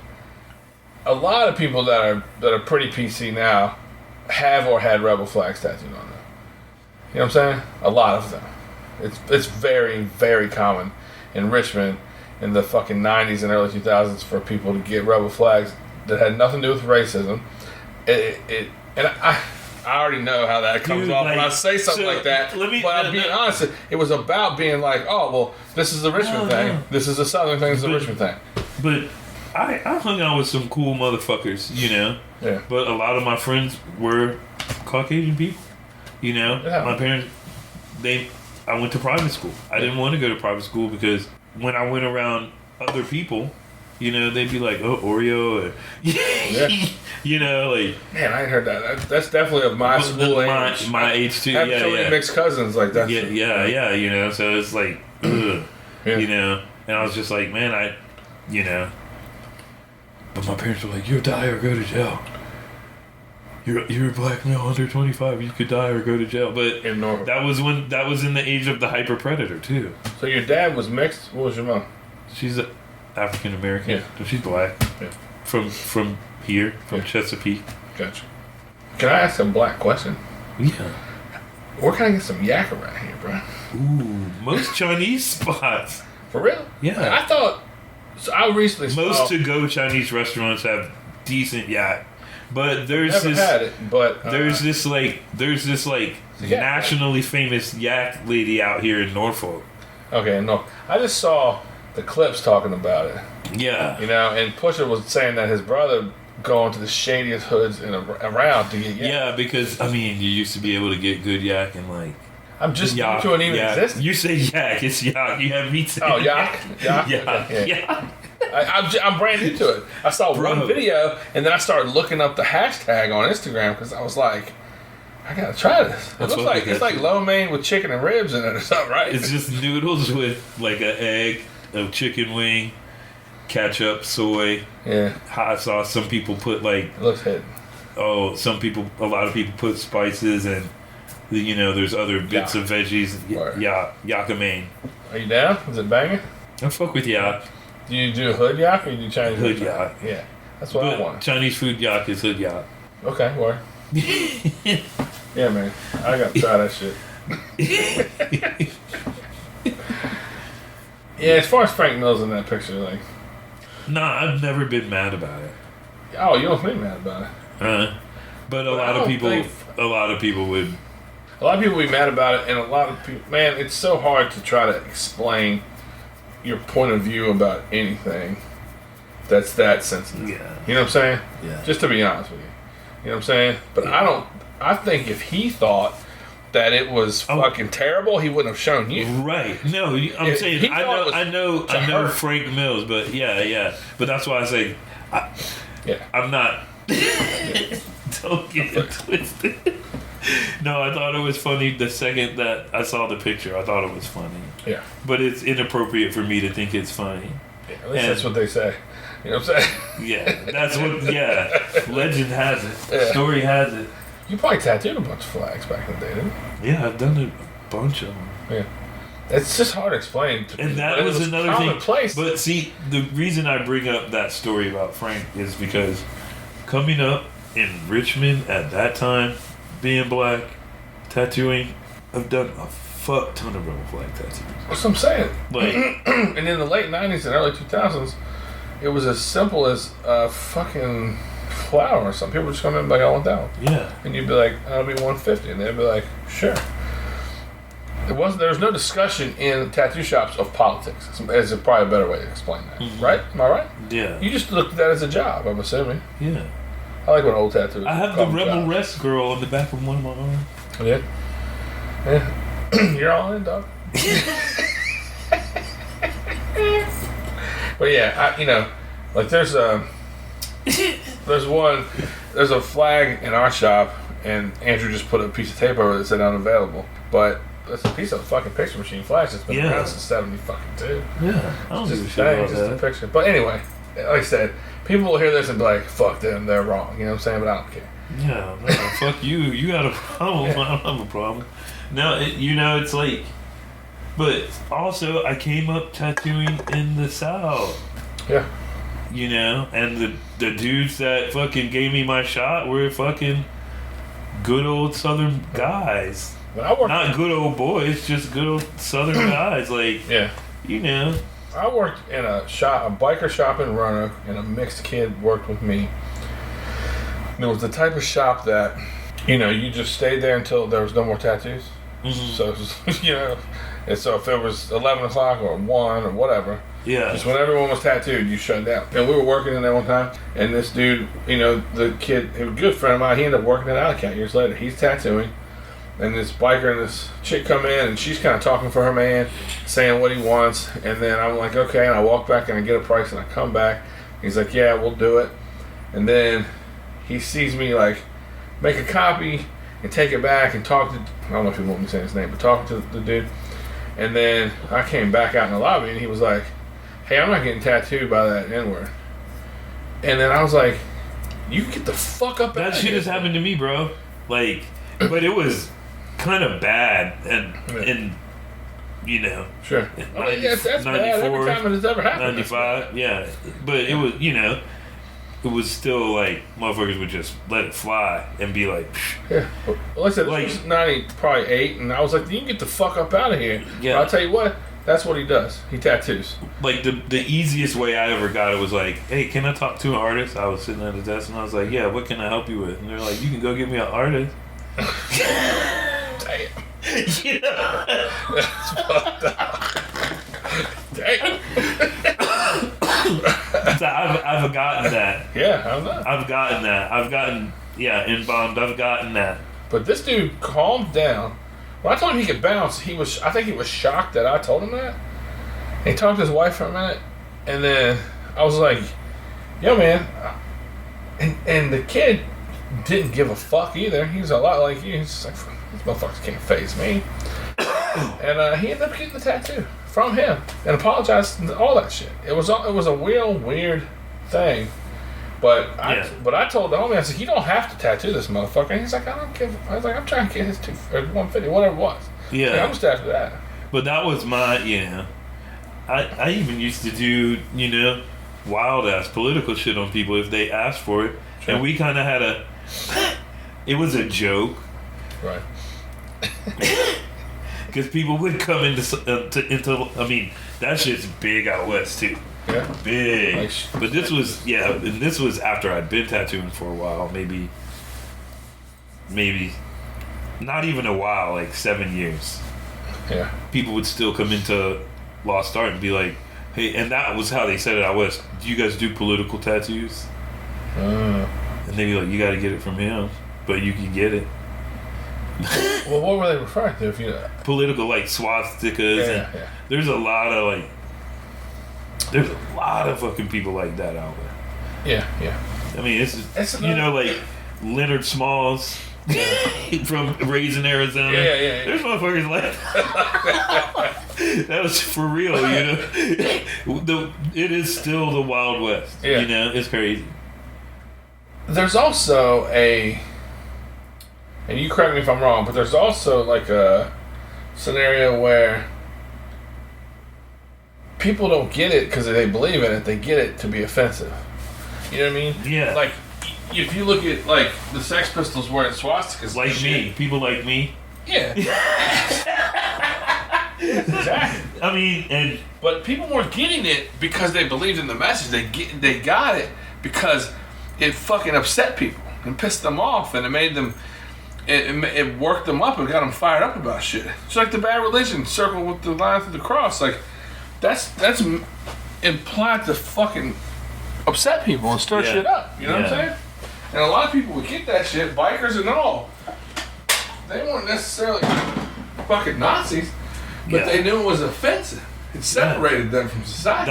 That's my sentiments exactly. Like, and there was a time within tattooing where you didn't fucking ask. When the shit went on TV, it became, I've got to tell my tattooer my story, which is fine, right? And there's 1,000 times where you've been sitting with a client and you ask them their story. Yeah. Right? But there was also a time where if a man walked inside and said, I want a pentagram and 3 6s, you'd be like, where do you want it? You just didn't ask about why they were getting it and didn't care if it, you might have been a Christian, but you just tattooed it because it was a tattoo. Am I wrong? Yeah. But there was a time when I said I wasn't going to do evil shit. And that's your prerogative too, but you know what I'm saying. But I got over it real quick. But you know what I mean. Yeah. It's like, I'm not here to psychoanalyze why you're getting this. I'm just going to do my job. Am I wrong? No, you're not wrong at all. Yeah. But it's a different world. Yeah, at Lost Art, that was the shop's way, like our way of being like, do you really want that shit? Because it's anti-society. Say it with your chest, Yeah. If you mean it, I'll do that shit. Yeah, say it with your chest up. If you really want it, you'll let me do it. So tell me about, what's it called? The, something Jackalope? What's the bar? The Jackalope. It's called the Jackalope? Mm-hmm. How'd y'all get into that? And what was the inspiration? Just had too much money? Something like that. But it was Nate's idea. Yeah. And you and him are partners? Yeah, we were partners. It didn't end well. It sucks. But we're alright. We were mad at each other for a long time. Don't do business with your friends. There you go. They'll still be your friends. But you've done business with a lot of your friends, and it worked out too, right? Yeah. Yeah. Well, what was the bar scene like? It was cool. We made a bunch of money. Was it play music or dive bar or? So at that time, it was like when mashup DJs were Okay. the hit. You know what I'm talking about? Yeah. So we had bands in there too, but very seldom. But we had a couple DJs that would play in there. They were local Salt Lake guys, but they crushed it. Yeah. But then my friend Merrick would he was living out in the Bay Area at that time, and DJ M-Rock, he was killing it out there doing music. But he was kind of a DJ too. But it wasn't like a dance club. No. It was just a bar with like a fun scene. Yeah. Is it close to the tattoo shop? Like half a block, Hell yeah. which became problematic. Of course. It has to. Everybody was going down there taking shots and coming back. I mean, we were wilding Yeah, out. I'm sure it was the fucking best time of your life, probably. Yeah, we were wilding out. Fun. We were wilding out. I mean, if I just look, just the amount of clubbing and bar life that I lived in my first 5 years in the business, like, it's just mandatory. Like, you gotta wild out a little bit. You gotta fucking, you get paid every day. You're the fringe of society. No one. All the people that you want to think that you're cool do think you're cool, and all the people you don't give a fuck about hate you. You know what I'm saying? It's all great. It's all fantastic. And you're like, okay, I get paid every day. I got new money every day. Even if you did your book once a week, you still could make money. Yeah. And yeah, that's the shit, man. That shit was a lot of fun at the time. You got any Dallas stories from that Salt Lake? I know you got a lot of fights. Mm-hmm. They're all fight stories. Yeah.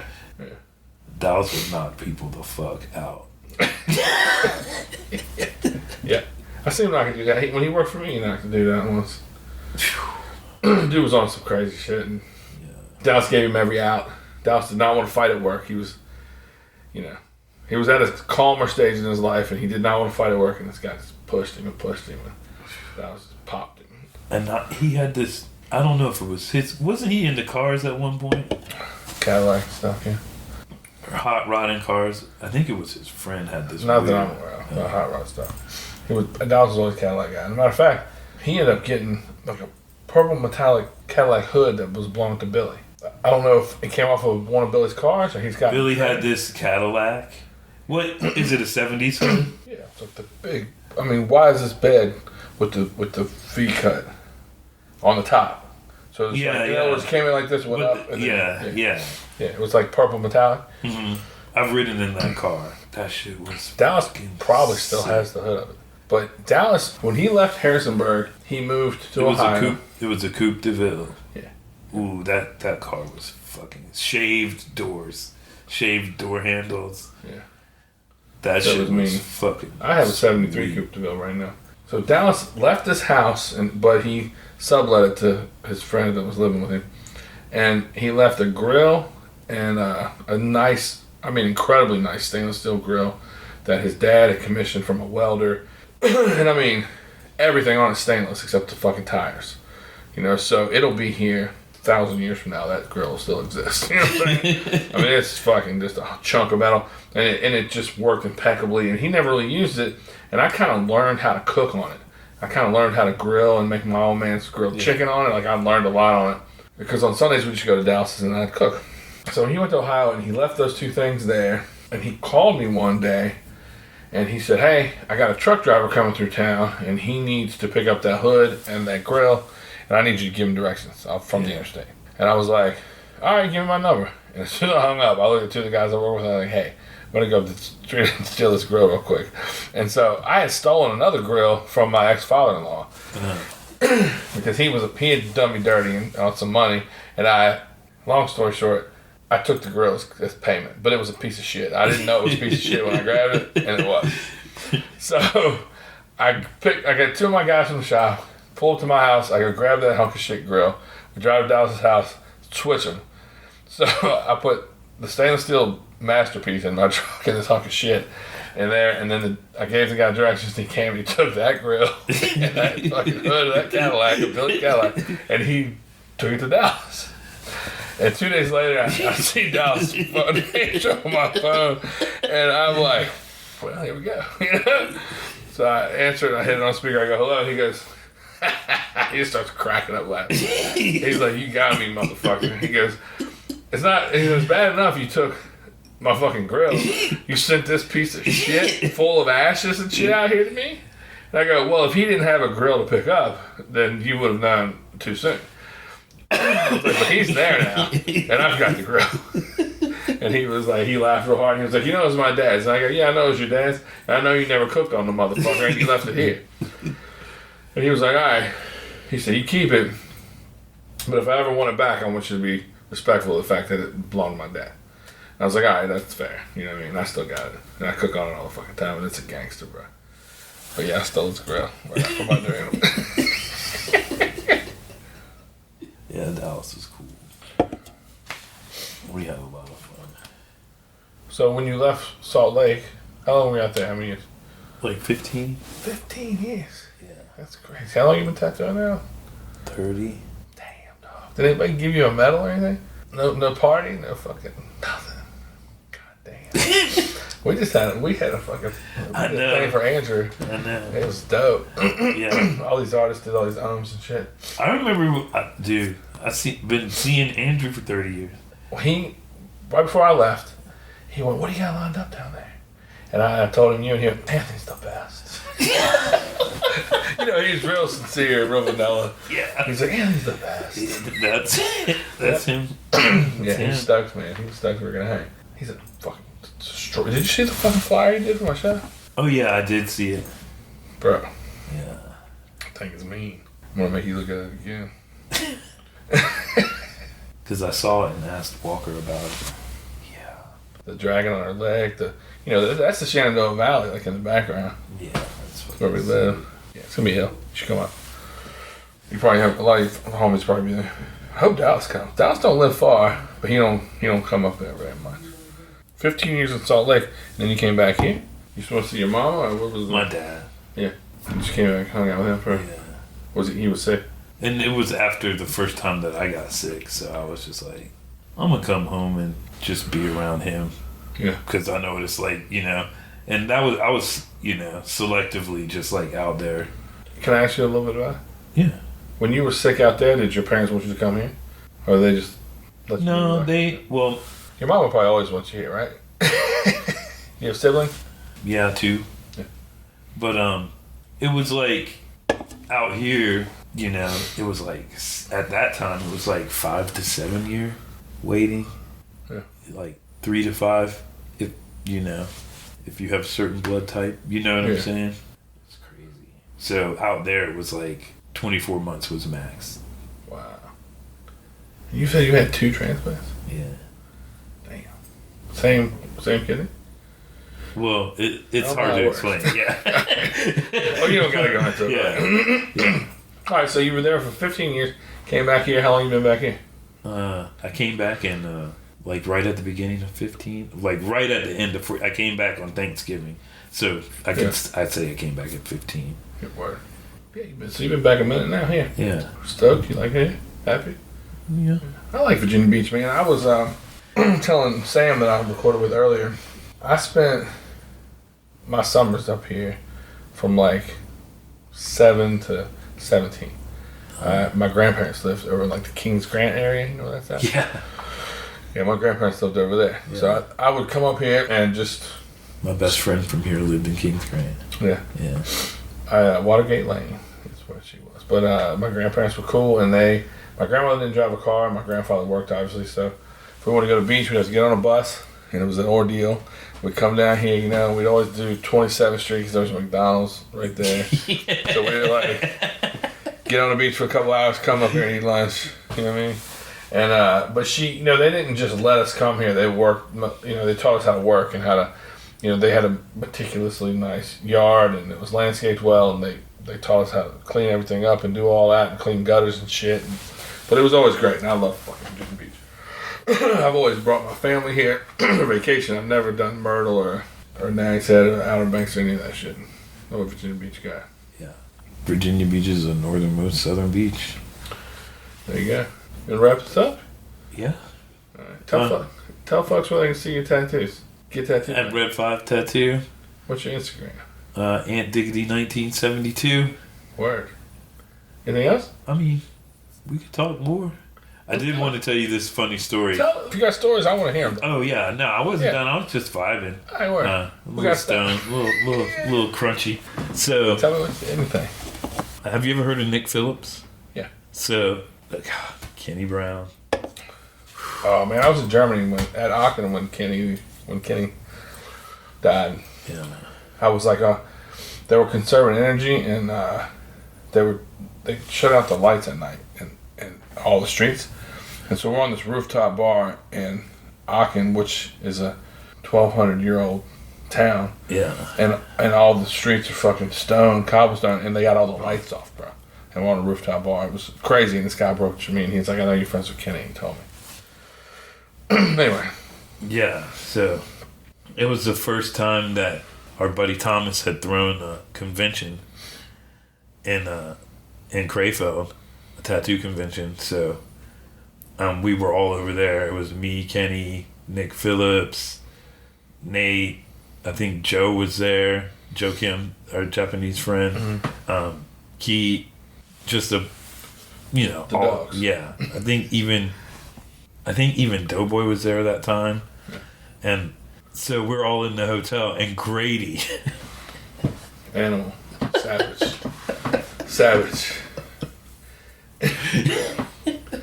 I absolutely love him. Yeah, that's my boy. That's my boy. Yeah. For real. But he had brought this girl to Germany. God, we were calling her Lady Spades on the trip. Yeah, that's great. Just as savage as him. Yeah. Crazy. Wow. Just insane. So I guess maybe, I don't know if she was a dancer or not, I don't know. But she was wild like that. Yeah. She's fun. Big old fake titties, big eyes, but just insane. Had the horrible weave and Okay. had tattoos of amputees all over her. She had like a sleeve of amputee girls all. Yeah, hell yeah. I like her already. She was fucking great. So Nick Phillips, he used to be a straight edge kid. But Nick is my bro. I love him. Amazing, immaculate tattooer. But he used to be a straight edge kid, and I remember when he started, when he broke his edge. He's just over it. But he's hanging out now. Nick is hanging out now. Yeah. But he was cool as fuck when he was sober. Sure. Same motherfucker. Yeah, we have friends like that. Yeah. Yeah. So, but he would overdo it sometimes, just not know his limits. So he would get fucked up and be passed out, fall out. I seen him fall out in Salt Lake in Bert's Tiki Lounge because he had gotten high outside for the first time, or one of the first time, and we were in there to see. It was a doom metal band. I can't remember the band now. We were in there to see a doom metal band, and that's not the show I get high. But living out west, doom metal. That's not my. I'm not stoner metal. At all, but yeah, like to me, if I got stoned and went into a stoner metal show, I would immediately be like, "Oh, this is what it's gonna sound like in hell." I get scared. I just tell you straight up. I get scared. You need to get it. You need to get it from somebody else. I don't know what that shit is. I get scared. Change your flavor. But I don't. That's how I feel about most metal music all the time. Like doom metal, when people would be like, "So is Slayer," I'd be like, stoner metal, not doom metal. There is a difference. Well, I don't know the difference, but I know that it's still that same fuzzy, about like what's what. Yeah. But everybody loves Slayer, and I'm just like, I don't want to go there. No, that's. I know it's not the same kind of music, but it has a dark connotation to it. I don't fuck with Slayer. Like those sounds, I don't fuck with Slayer. Me neither. But I was raised better. I just can't do it. I can't hurt my mama like that. Same here, bro. I listen to everyone and their uncle that I know listens. But like those long droning sounds and shit, Nah, like Don't do it. stoner metal. It's mellow. It's good. It's heavy, but it's mellow. Like Anyway, finish the Nick Phillips story. yeah. So he's out cool. This is not a Nick Phillips story. This is a It's Grady and Nick. It's a lady and Nick. Lady Space. And Nick Phillips story. I told Dean Bodley. Do you know Dean? He's a badass tattooer from out west, from Utah. He's a bad. Look him up, Bodily Art on Instagram. Oh, I know that one. Yeah, that's my boy Dean. We worked at Lost Art together. Me and him that's my brother right there.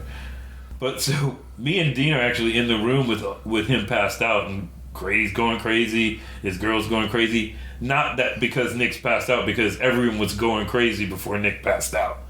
Like they were just partying their asses off. Right. You know.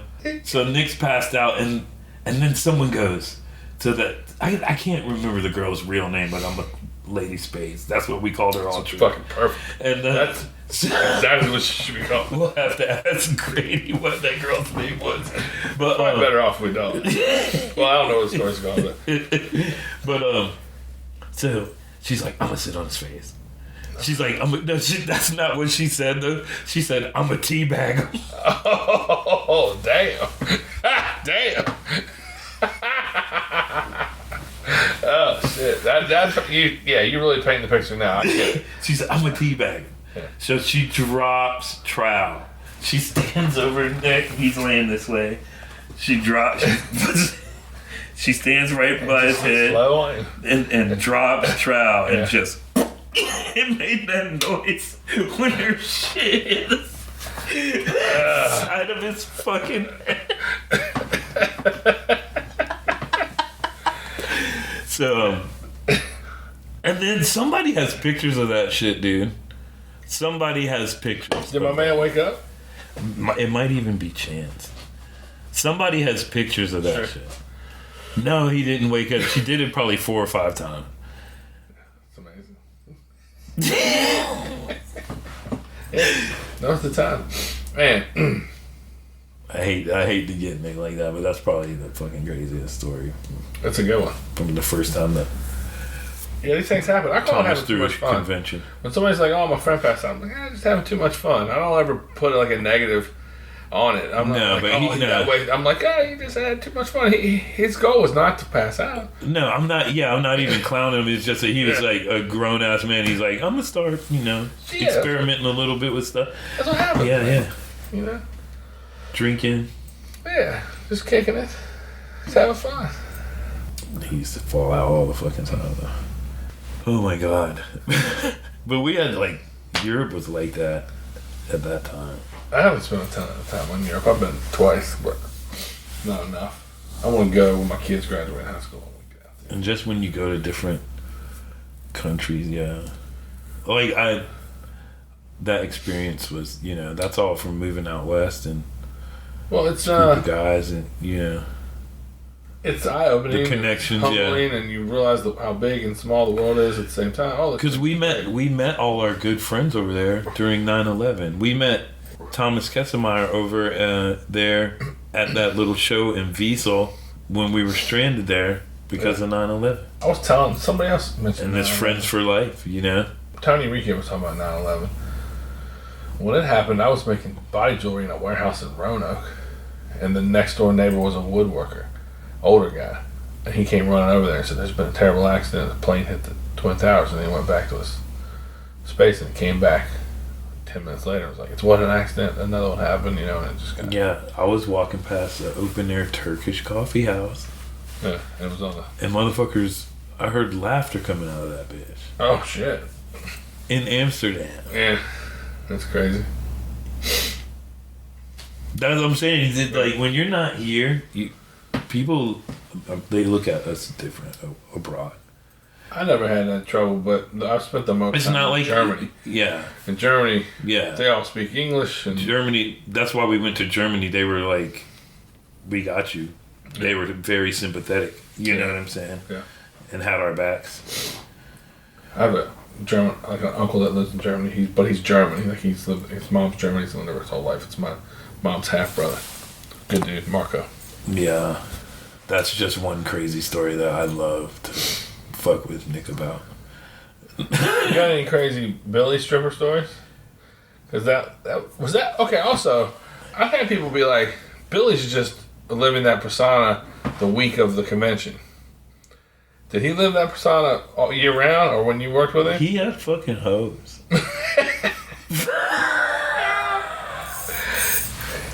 So he Motherfuckers was straight up.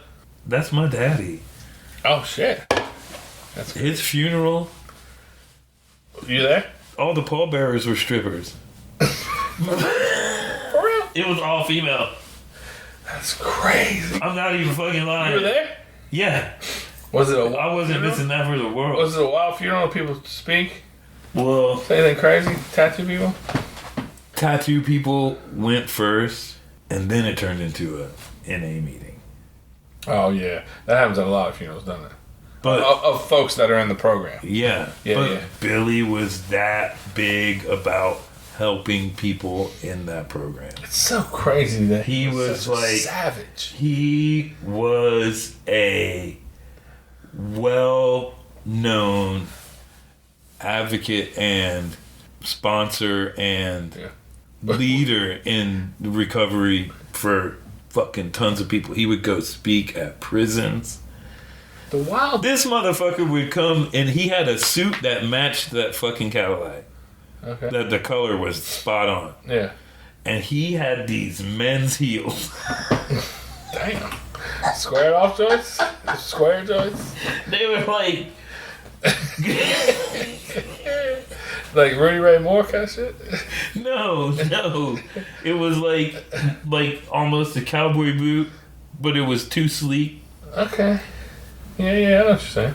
Yeah. But the heel, instead of just being straight like a cowboy boot, it had a little. It was a men's heel. They were sick ass It's like flash it. men's dress shoes that Billy had. And he'd put that suit on and get in that purple Cadillac and go to prison. Yeah. I mean, it was some pimp shit, but it was like a. Like, first of all, not quite a boot, but explain the dichotomy of he's NA and he's with a bunch of strippers, and we know the culture there. The culture there is very drug driven. You know, no disrespect to anybody. I'm just talking facts. So how did that? Dude, there was like two sides. There was. Imagine you're in the program, and you say, Billy, I'm on the corner of such and such, and I think I'm going to use. Can I come see you? And Billy says, yeah, come on over there. And you go over there, and there's all the light bulbs have purple bulbs in them, and he's got a bunch of strippers. He would probably go get them, but he had this. You come back to my place, and then you get there, and there's all these strippers doing meth. You know what I'm saying? It's a tough environment for somebody that's in recovery. You know what I'm saying? It just seems like they're contradictory. And he would have dudes that he rolled with all the time, and they would kind of handle his stuff, business. I don't know. They were like his little sidekicks. Yeah. But I remember some of those. A lot of those dudes were in recovery, and Billy was like, "You're gonna be with me today." It's so crazy. Because you think of people that are doing the type of things you're talking about as people that use drugs constantly, right? No, but a lot of those. And by the way, this is not a judgmental conversation. Everybody clean, I respect you. Everybody that gets stoned, I respect you. Yeah, hell yeah. However you're doing your thing. Yeah. No judgment over here. Yeah. Of any of it. Shit, I've gone to the moon with people a couple times that became good friends because of that journey, you know? All stripper pallbearers. Yes. Legend, bro. And that song, you know that song, Bring 'em Out, Bring 'em Out? Yeah. That's what they took his ass out. Hell yeah, bro. Hell yeah. An old rusty ass biker. Bring 'em out. Girls. And they weren't wearing, they were dressed as strippers? They were scantily dressed, yeah. Oh, God. I wish I would have been there. Out of respect for Billy.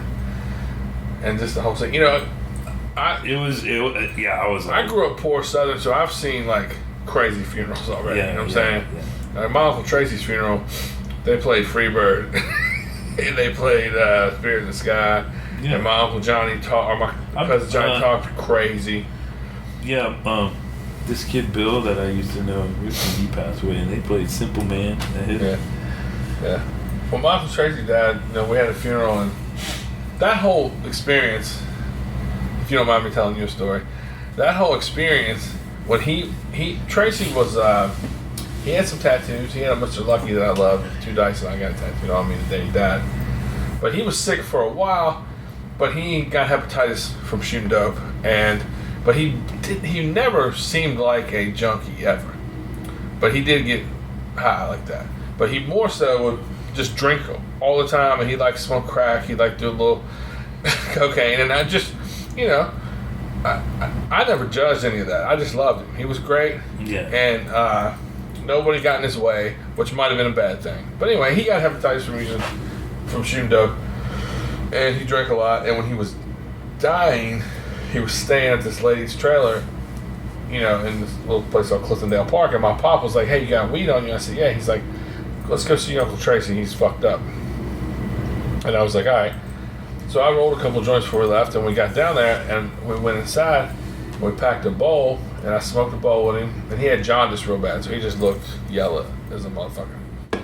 And my old man gave him a pint of brandy, and which is like, it was not Hennessy, it was like E&J or something. It was great brandy.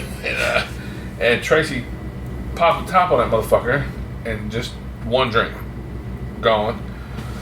And then he just, "All right, boy, let's get high. Let's smoke that bowl, And when we left, I was like, "Pop, this motherfucker's liver's failing. Why the fuck did you give him a pint of brandy?"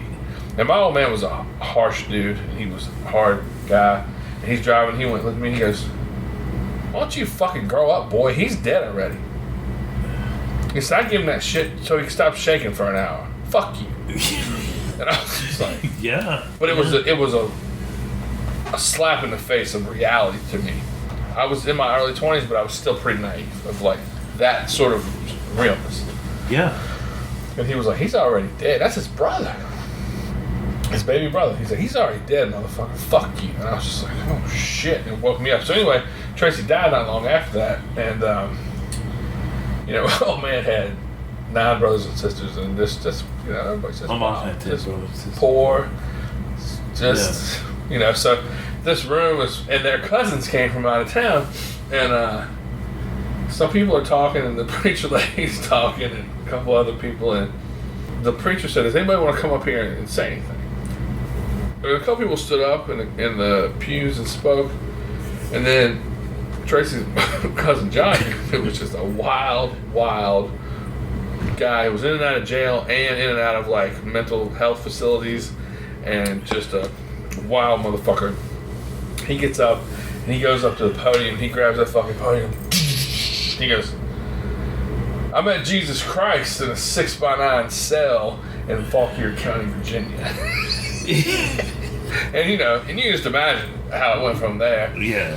And I could just see my aunts just looking at this motherfucker like they want to kill him, and he just starts talking all this crazy shit. And eventually his mother, Mildred, comes up and walks him off the stage. She's like, "Hey, that's enough," He's like, he just talked about him and Tracy smoking crack and shit, and just at the funeral, And then they played Spirit in the Sky, and then everybody left. And we went back to my Aunt Rosie's house, and this is like in the country, and there's like a creek below there. And Johnny, the guy who spoke, he goes and jumps in the creek. And he had 8 brothers and sisters too, and they're all hanging out with my uncles and my pop. And Johnny gets out of the creek, and he walks up to his brother Clovis and says, "Hey Clovis, I got you this rock down there in the blue hole. You want?" And Clovis is like, "Thanks, Johnny." And Johnny starts walking away, and Clovis just chucks it in the fucking weed. Johnny starts walking, and I can see my Aunt Cindy sitting on the porch, and Johnny's soaking wet. He's walking up to Rosie's house. I'm like, I gotta see what happens here. So I go up, and he walks up to my Aunt Cindy, and I'm like right behind him. He goes, "Cindy, I was just down in the blue hole, and I seen a little native trout, and it had Tracy's spirit in it, and that was him swimming, and he was free, and I know it was him." And my Aunt Cindy hits this fucking cool. She goes, "Johnny, get away from me, you crazy motherfucker."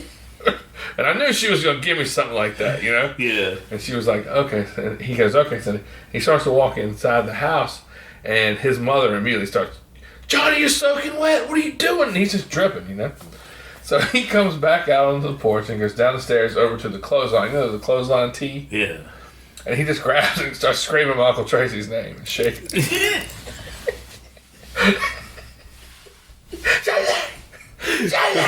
You know? And my Uncle Clovis comes out and walks over to his son, Clovis Everett, and his brother, you know, Dean, and goes, boys, get your fucking brother. So they come over and they like take him off the clothesline rack and tell him he's got to chill and calm him down and shit. So I know crazy funerals is my point. Yeah. You know what I'm saying? I know all about that. But I ain't never seen stripper pallbearers. Yeah. Yeah, that's good shit. Yeah. It was, yeah. Yeah, Billy's a legend. Yeah. How weird is it, not to be too somber, but how weird is it to see Kenny in the Legends banner with fucking Billy, you know? Yeah. It's crazy. Kenny's fun, man. Yeah. He's great. Yeah, dude. That hurt when we lost him. Yeah. That was crazy. It's shocking. Yeah. The way him he and died Nick were was shocking. him and Nick Phillips were super tight. Yeah. Super tight. But yeah, that was shock. Do you ever do you know Deirdre Aiken? I know her, but not well. She's super tight with my friend Scott Knuckles. Yeah. That's my homegirl. Yeah. That is my homegirl like shit, man. I've been around her a handful of times. I don't know. We always do Salt Lake together. Oh, yeah? Even to this day? Huh? To this day? Uh-huh. Hell yeah. We do DCM, we always do Richmond together. Last time I saw her was in New York City, and me and my wife were up there for a book opening, or a book That lady's everywhere. party at Kings Avenue. And so we had a hotel across the street, and we go to get in on the elevator, and then her and her family just walk up right next to her. And we're looking at each other like, what are you doing here? She's like, what are you doing? She's like, oh, I think her kid might have been looking at school there. Yeah. But I was like, oh, we're across the street at the tattoo shop. But I think it's the last time I saw her. That's been maybe 3 or 4 years ago. She's amazing. She's cool. Yeah. One of my closest. Hell yeah. We're at 2 hours now. What you got? You got another story? I got everything. What you need? Man, this motherfucker's... I recorded with them. Do you know the shop guy, Chad, at Saltwater? I think I'm pretty sure I've met him, but He tattooed for Crow for a really long time, but he hasn't tattooed in a while. He just runs their shop a little bit. Man, he told... It'll come out before this, so I'm going to tell you. He told an amazing Zeke Owens story. You know who Zeke was. Yeah. He said that... I'm just going to give it to the best of my recollection, but he said that when Crow would leave on Friday, you didn't talk to him again until Monday. You didn't call him, you didn't bother him, he was just gone for the weekend. And he said Crow left, and then he got a phone call a little bit later, and this guy was like, hey, I need Crow's home number, I really need to talk to him. And he was like, sorry, I can't give it to you. And the next day he called like 3 times, and then on Sunday he called a couple times. And then he said Monday, you're standing out in front of the shop, and Crow pulls up, and then this guy pulls up in a Corvette, and he gets out, and he's like, man, he looked like a fucking wizard. He had a fucking beard down to the middle of his belly and super crazy long hair. And Crow said, any action over the weekend? He goes, I told him, nah, pretty routine weekend, but some fucking asshole kept calling every day and asking for your personal number. And he said that dude was like, that asshole was me. I'm Zeke Owens. So he's like, damn. So then he said Zeke worked there for 2 weeks, and then he left. And then maybe like a year and a half later, Crow told him Zeke had been working in Thailand, and that he was about to come there and work a couple weeks. And he said he showed up, and he's like, Nick, I didn't know who he was. I had to ask who he was. He said he had cut his hair short into like a crew cut, shaved his beard completely off, and got a facelift. He said he was still bleeding behind his ears at work. He said he was at work tattooing and just bleeding behind the ears. And where they had put the sutures to stretch it, And he said somebody was like, man, why are you bleeding? He's like, I cut myself shaving. They said he was just crazy looking and didn't look like himself anymore.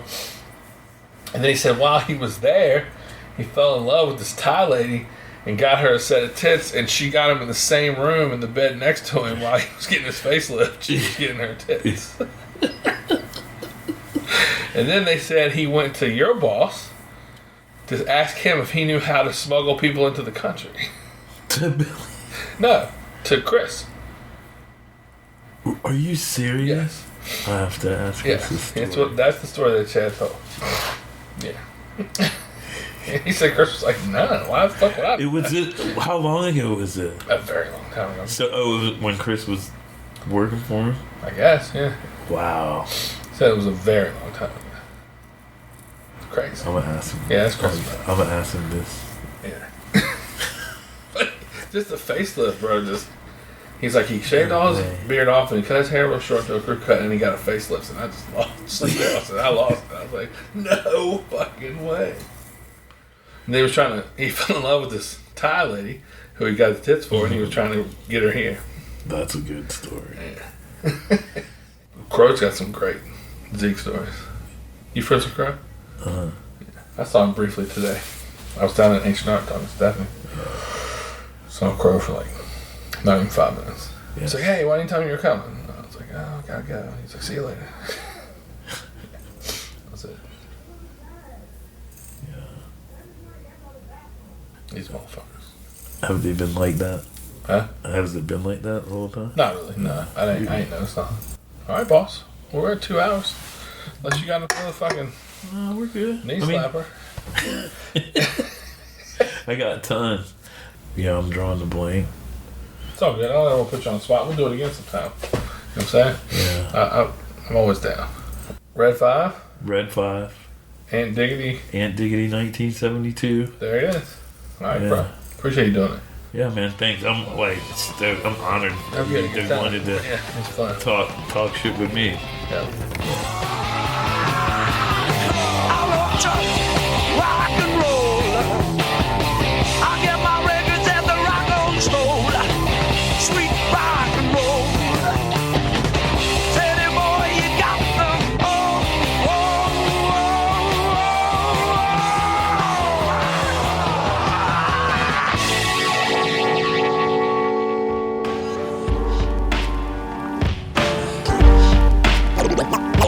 No lies, just bullshit.